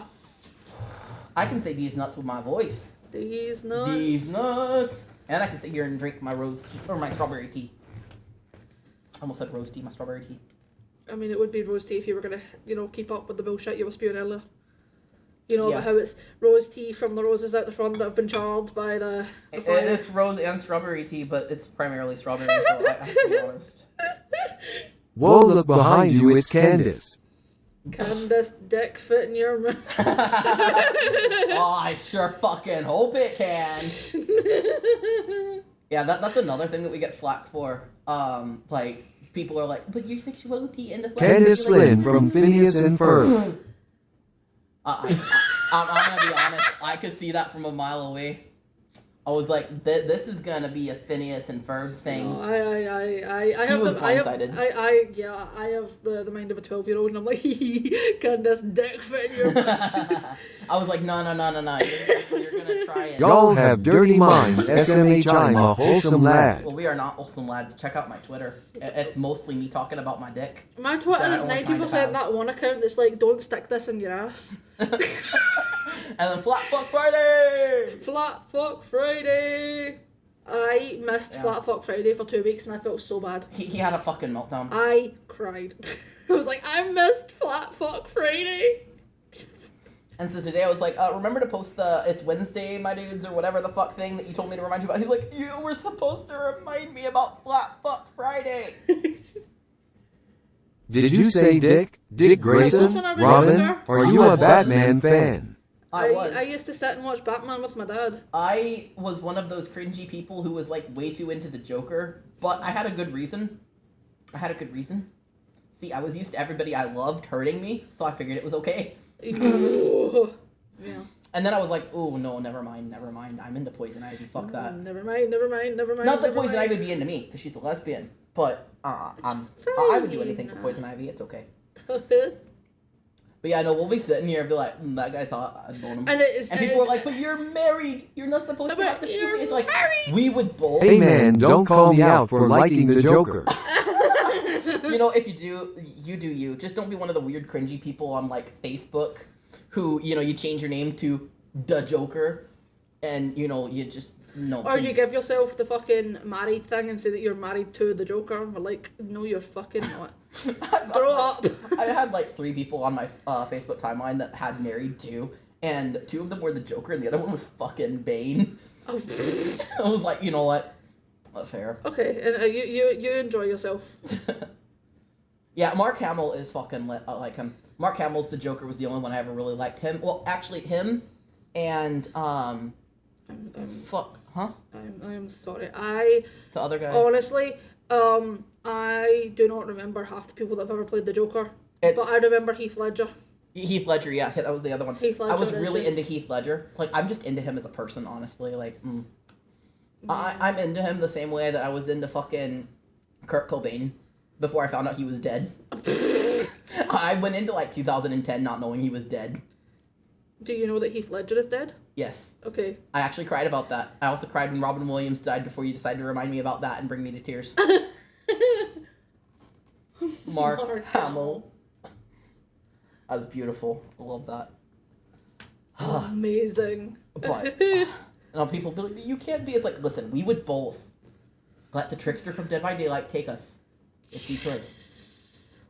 And if it was him, if he was only interested in him, I would sit there and I'd be like, with the video camera, like, continue. Continue. I would like to just document this moment. I want to document this moment for my own viewing pleasure later. Uh-huh. Though I imagine it would be just you invisible. You'd be like, I'm not corporeal, you cannot see me. You cannot perceive me through the camera. There would just be like a floating asshole and that would be it. He can selectively make himself non-corporeal, so it's really funny. Sometimes I'll just be in the house and he'll be just 2 middle fingers floating around going, I'm like, you know what, fair. I creep up on him in the middle of the night and go, guess what I have sitting in my backyard? And he'll be just the lips when he does that. There was this one time he went around I was in like a Rocky Horror Kick, and so he went around the house just singing the opening song from that, but he was just the lips. And I was like, you know what, fair. Mm-hmm. Fair. Sometimes he'll also like just appear as a finger and it'll be in my ear, and I'm like, what the, why? And he's like, that'll be funny. It's funny. Want to see what's happening. Or up my butt. But I'm just sitting there, I'm like, you're like, why? hello? Why? Why you do this? Oh, really? Also Mark Hamill. Ooh. I'm gonna have to look now. You're gonna have to look it up now. Yeah, the only thing I don't care for him in is just, I'm not a Star Wars fan, so I don't care for him in that. But that's just me, being somebody who was related to somebody who watched nothing but The Phantom Menace for 200 straight days, twice a day. Claire. No, that was Katie. Or Katie. Well, I must go to bed. Lovely meeting you. Jeff and Ronald? Yes. Hey, you're half right. I'm a Jeff main. Jeff and Ronald. You know what? I'll take Ronald. All right. Well, Ron, it's time to end It's this stream. time to go. It's time to go before Thanks. anyone comes in here and starts making Harry Potter references and you tear your beautiful hair out. Oh God. Yeah. Well, nice to talk to you, Turkey. Hope Yes. you sleep well. Nice talking to you. Happy seeing everybody. We will be back tomorrow with some form of our usual bullshit. Yes. Do not get us started on that because this rant will never end. Yes. I will give you the TLDR. I don't mind. You can stay. I don't mind the Harry will Potter. you stay because you like it? Because if you are going to stay because you like it, that might be a bad idea. Well, see, I don't mind the Harry Potter lore and stuff. You know, people want to be really into Harry Potter. That's fine. My issue is just with J.K. Rowling because, you know, as a trans man, I feel like my existence is threatened by J.K. Rowling. Yeah. What? And you didn't even put that in the text-to-speech thing. Come on. Shameful. Come on. Do it. Fucking shameful. I know you've got one of those little channel points somewhere. Text to speech it. No, do it. Yeah, exactly. Oh, yeah. Love the art, not the artist. Yes. There are musicians I really like that well, I don't like them, but I like their music. I used to be really big into MSI. I know they're fucking trash now. I know. I'm sorry. Jimmy Aaron sucks. But I was really fucking into them, and there was another band that I was really, really into at about the same time that I'm not even gonna mention because they're fucking worse. Yeah, like Michael Jackson. I fucking love Thriller, despite the fact that, you know, he had some stuff going on. I love Thriller. But, you know, separating the art from the artist, if you can, and then preferably doing it with media you've already purchased, where you're not giving them any more monies. No more monies. And if you are giving them more monies, it'd be somebody who's, like, dead, like Michael Jackson's estate getting it. I'm sorry. Oh, you were just saying, unfortunately, people's people who are dead's relatives get money. I know, it's unfortunate. They didn't do anything to earn it. I know. That's totally what you were saying. What do you have that we will appreciate? How does Harry Potter get down hills? Oh. Home. I am curious now. I actually don't have a smart response to this one. Me neither. We're just waiting in silence. Let's go. Walking. J.K. Rowling. Okay, that one was good. I've never heard that one. That one was good. If you've joined the Discord, you should totally put that somewhere in there, because that one's good. That one, yeah. That was good. Yeah. I appreciate that one. Yeah. But no, anyway, like, there are definitely movies and stuff I like that have certain actors, Tom Cruise,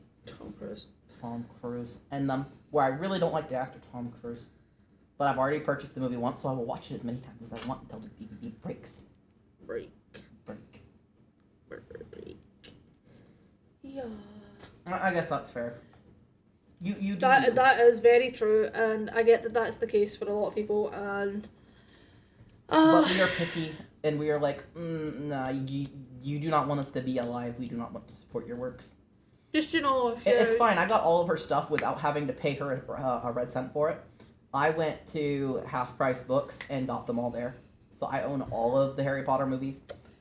The Fantastic Beasts ones, which honestly, in my opinion, were not great. Can she use her billions to get out of Scotland? Please. Is that an option? But, you know, I have, like, all the stuff, and I paid, like, I think $20 for it, and it went to, you know, Half Price Books. Not her. Yeah. Yeah, no. People who shit down people's throats and go, I can't believe you ever liked Harry Potter, you transphobic asshole. It's like, dude, people like what they people like. are gonna like things, and it's unfortunate that after people get into things, the person that made it gets outed as shit. But that's not gonna change the impact that these things had on people. Like, when I was younger, I grew up constantly reading the Harry Potter books, watching the movies. I got the fucking video games as well. I loved that series. I still cannot stand her, but it doesn't change the fact that that entire series was a massive part of my childhood. Yes, turn people into chickens, and then Let them do the thing where, you know, in Skyrim, if they kill a chicken, the entire village comes after them. Do it. Yeah, it's shit, but people are gonna like things, and as long as it's not actively hurting anyone, let them like what they want. Like, Harry Potter itself is not hurting people. Or like me, I was a really big fan of Rick and Morty. I'm not gonna watch any of the new shit. I can't. I don't have it in me to. But when, you know, Royland got outed for everything he did, I was sitting there like, well, I've got the box sets I've already purchased, and I've got the ones on Amazon Prime I've already purchased. Yeah. I'm gonna rewatch those till I die. And I already have the game, and then I have that other one that they did that wasn't Rick and Morty themed that was still fucking balls crazy. It's like, I've already got those. Might as well enjoy them. I already have them. Yeah. And it takes a lot of self-control to not watch any of it when the new stuff comes out, because, you know, I'm one of those people that I just really do not want to have to give problematic creators money. That's just me and my take on life. But, you know, for people who can't do that, and, you know, you've got a compulsion, you must do it. Okay, whatever. Like, fair. You do you. Fair.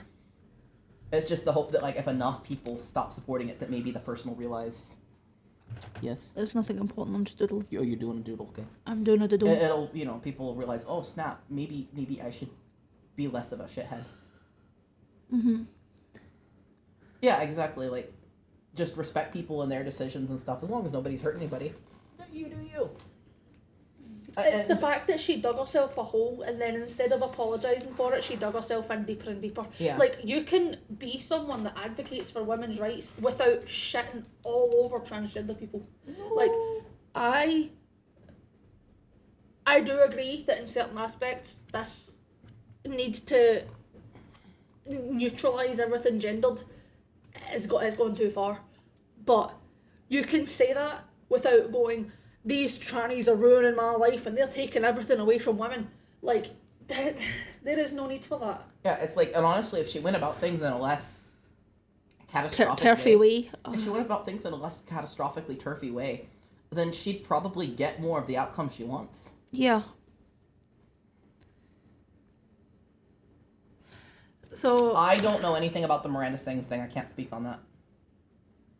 I've heard vaguely that there was an issue. That's all I know. Different reasons with turkey. Just as long as you don't become a turfy turkey, we're good. I know very little about the Miranda Sings thing, but I can imagine that her apology was dog shit, because she was called out on it. She was told to, you know, she lied about, you know, trying to make amends with it, and her apology was her singing with a ukulele. Oh my god. No. Why? Who the fuck made her think that was a good idea?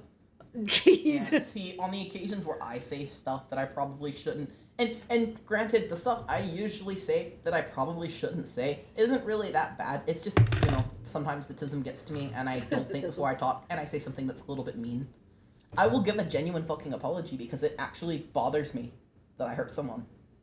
And that's the way it should be. Like, the apology should be because you are upset that you have hurt someone, and it makes you as a person feel bad. Yeah, you should take responsibility for the fact that you fucked up. Oh yeah, you can ask us stuffs. If you're gonna ask me what's in my pants, I'm gonna mostly say it's where I keep my vape, but you know, me. him, yeah. Sometimes I'm also in my pants. Mm-hmm. But yeah. To ease your cis mind, yes, feel free, go ahead. No, I figured you weren't gonna ask that question. I was just fucking around. Yeah, ask whatever. We are happy to educate, to share the opinions. Yeah. It's kind of what we had in mind when we started this channel was, yeah, we're going to fuck about, we're going to play games, and we're going to be dumb. But we also wanted this to be like a place where people come in and talk about being trans, or ask questions about being trans. Or they talk about like religious trauma and stuff like that. Because, you know, we played like Sally Face, and there was the whole cult thing, and I was like, yeah. We had to take a break from that one because I was sobbing so hard. Someone was very upset with the religious cult stuff. Yeah, I love stuff that's got the cult stuff in it, but it also really but it gets also to me. crushes you. It crushes me, yeah. But no, like the whole point of making the channel in the first place, there were two big reasons. So originally when we made it, it was just me, and it was because I had just gotten on tea, and I was scared of the way my voice was going to change, and I wasn't sure if I was going to like it. So I wanted a platform in which I was forced to talk constantly, so I would get used to my voice, because I didn't like it even before the tea. I am lagging the fuck out. I'm so sorry. A little bit, yeah. A little bit. But I wanted to be able to have other people hearing my voice, and nobody's complaining, so it eases my mind. I don't feel so bad. And then I'm constantly having to hear it, so I don't feel so bad. And then the other reason was for us to be advocates for either people who've gone through similar stuff that we have, the trans stuff, the gay stuff, the grooming, the religious trauma, all of that.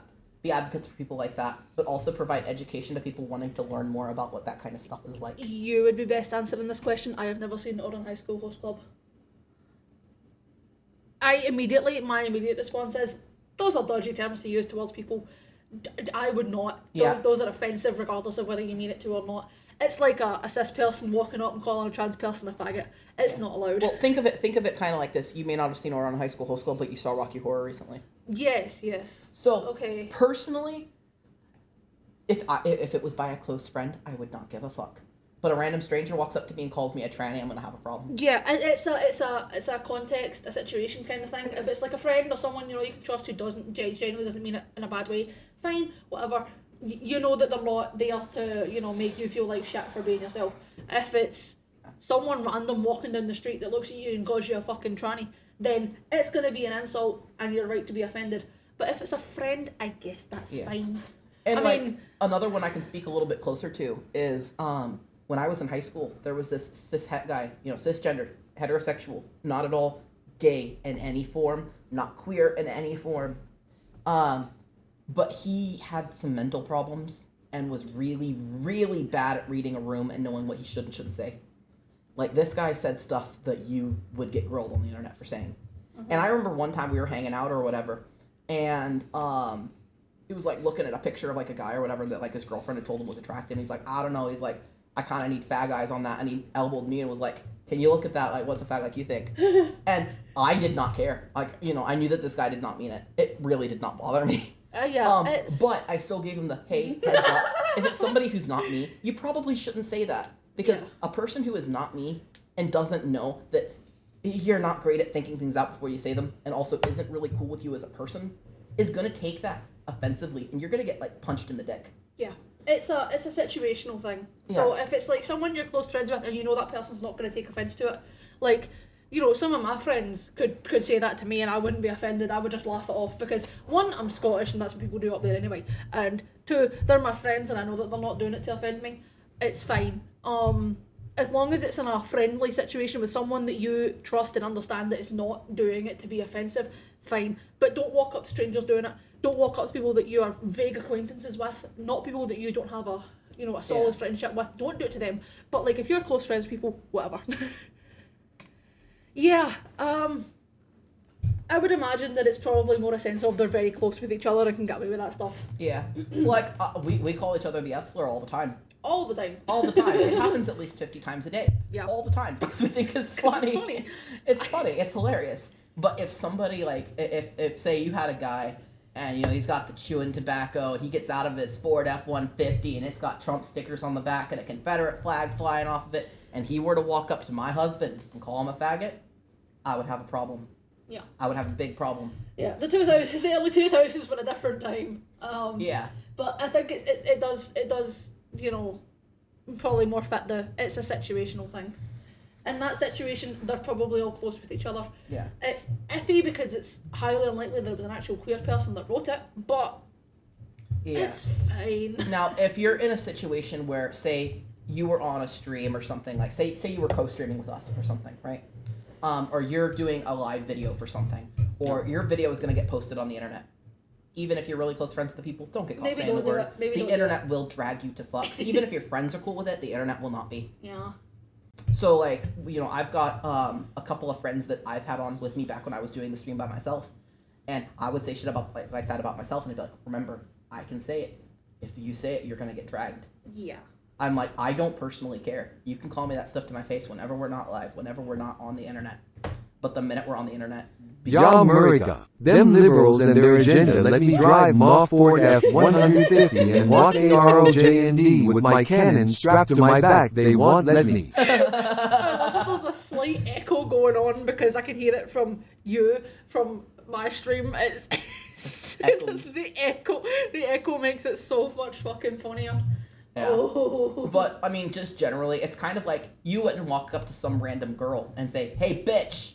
Yeah, it's the same kind of concept as that. You know. You don't walk up and just call a random stranger on the street an asshole or a bitch or a bastard or a cunt. You just don't do it. It's Yeah. weird.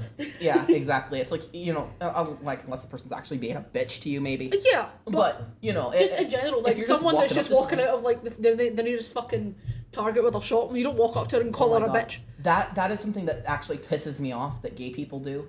I do not like it, and I do it to friends, but I do not do it to random people. I've been around people that are the sort of gay where they'll be like, "Yes, bitch," while out in public to some random person, and it's like that person did not consent to be called bitch. Mm-hmm. Even though you're doing it in clearly a fun-loving way, they did not. First it's the schools, next it's the bathroom, next it's the American educational system. In my day, rainbows were Skittles.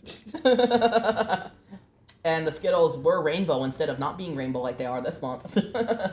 Yeah. But, you know, it's just one of those cases. You know the people, you're cool with them. That is a really cute thing they do, by the way, like with I love Skittles that. when they take it and they make them white. But I cannot eat them because there is a chance I will eat the orange one and die. Yeah. He can't have Pride Month Skittles. I can't have the Pride Skittles. It's literally a game of fucking Russian roulette with me. If you ever did want to have them, I could, like, bite them in half and give you the halves that aren't orange. But that kind of ruins the fun of it, doesn't it? You know, if I'm not playing a game with my life, why bother? Shit, man, June's almost over. What can I say? I don't know, man. And I'm really not looking forward to the 4th of how July. many days are in June? 30? I have... 31? No, because I think July has 31. 30. Yeah, because July has 31. You're right. When you're right. We got, like, 2 more days Yeah, left. it's fine. We have 2 more days of me going, really, during Pride Month?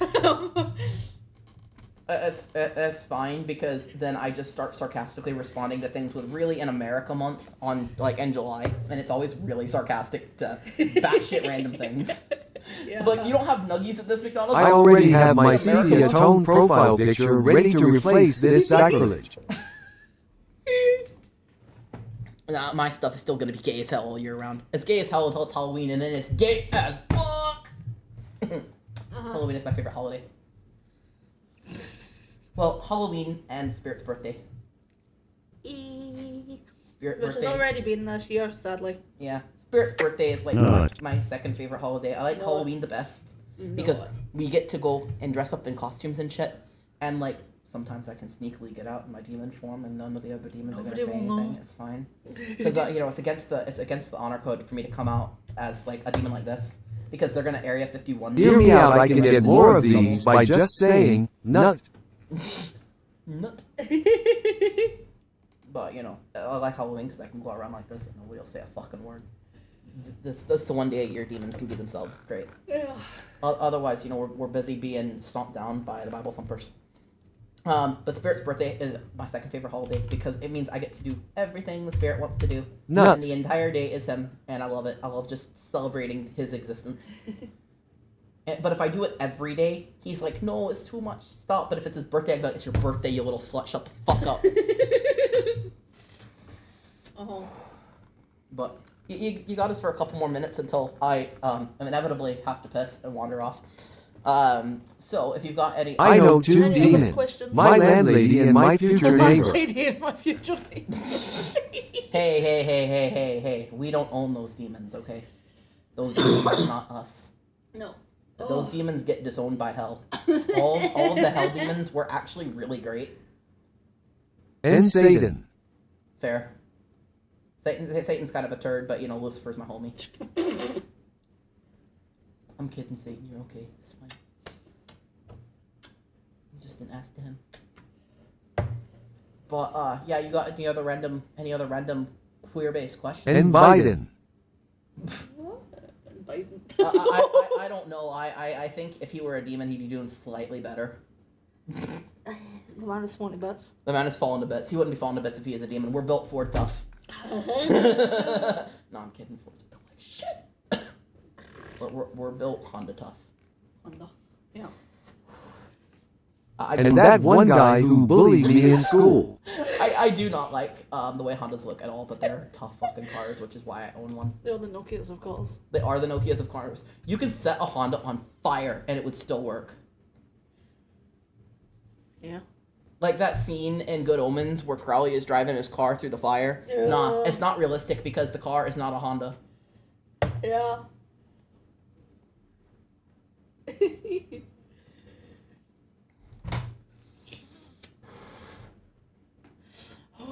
Back to you. Yeah. If there's no more questions, I am going to go and flop face down on the other couch. Yes, on the sleeping couch. Oh yeah, and all dem liberals, dem libs are all demonic and going against my Lord and Savior. Hell yeah! Us leftists too. Remember, we're also demons. Demons. Oh, the advert's going to start in 5 minutes. Yeah. I'm not snoozing it this time. I'm too lazy. So it's a whole click I have to do. So it's a whole mouse movement and a click, and it's just... My hands are in my lap. That's a lot of effort. It's a lot of movements. It's a lot of movement. It's a lot of movement. It's a lot of movements. Oh. Fucking leftists, use your right hand. Never! My right hand is You know, my right people hand. always... My left hand is my wank hand. Leave me alone. Oh, people always been like, you can't use your left hand. Using your left hand is the sign of the devil. When I was younger, is the reason I'm ambidextrous. I cannot use my left hand anymore, but I like not to write anyway. But I can colour in with my left hand and do various other things with my left hand that I should not be able to do because Do people lots are of like, things with his left hand. yeah, lots of things with my left hand. Wink. Because people I are can't like, even you wink can't with use my your left left hand. hand. The left hand's the sign of the devil. And I'm like, oh really now? Do you think there's bigotry among centipedes and millipedes? I, You know, thousand-legged freak. Yeah, they've got some kind of culture war going on. Same with the bees and the wasps. The bees and the wasps, yeah. You know, the wasps killing all the bees, and the bees are like, no! Why are you doing this? Stop killing the bees! We are helpful, we help nature! Me and my family. What do I do you? Me and my queen! My queen! Protect the queen! Oh my god. I'm thinking about fucking bee movie now. Please help. Oh. Please help. Oof. I want it out of my head. I want Barry B. Benson gone. You like jazz? I do like jazz. I've been showing him an anime that's all about jazz. Oh, okay, Anyway, bedtime now. Farewell, Jeff and Ronald. I will cherish our time together. Jazz. Toodaloo turkey. Goodbye. Goodbye from Jeff and Ronald. Goodbye from Jeff and Ronald. I am Jeff. That is my name. These nuts. I can't believe he figured out my human name. I've been trying all these years to hide it. I can't All believe these it. years to hide it, and someone just comes in and just like, it's Jeff. I can't fucking believe it. Also, I want to point out that my name is not Jeffrey. It is Jeff. Jeff. It is Jeff. You look very pissed off. My name is Jeff. Yes, I just don't want anyone to be like, Jeffrey, like, you Jeffrey. motherfucker. Jeff. My name is Jeff. My name is Jeff. Anyway, keep it creepy. Keep it weird. And most importantly, stay queer. Unless you're not, and then it's okay. You just be an ally. It's fine. It's okay. It's fine. Just be an ally. Be an ally. Just an ally. Bye.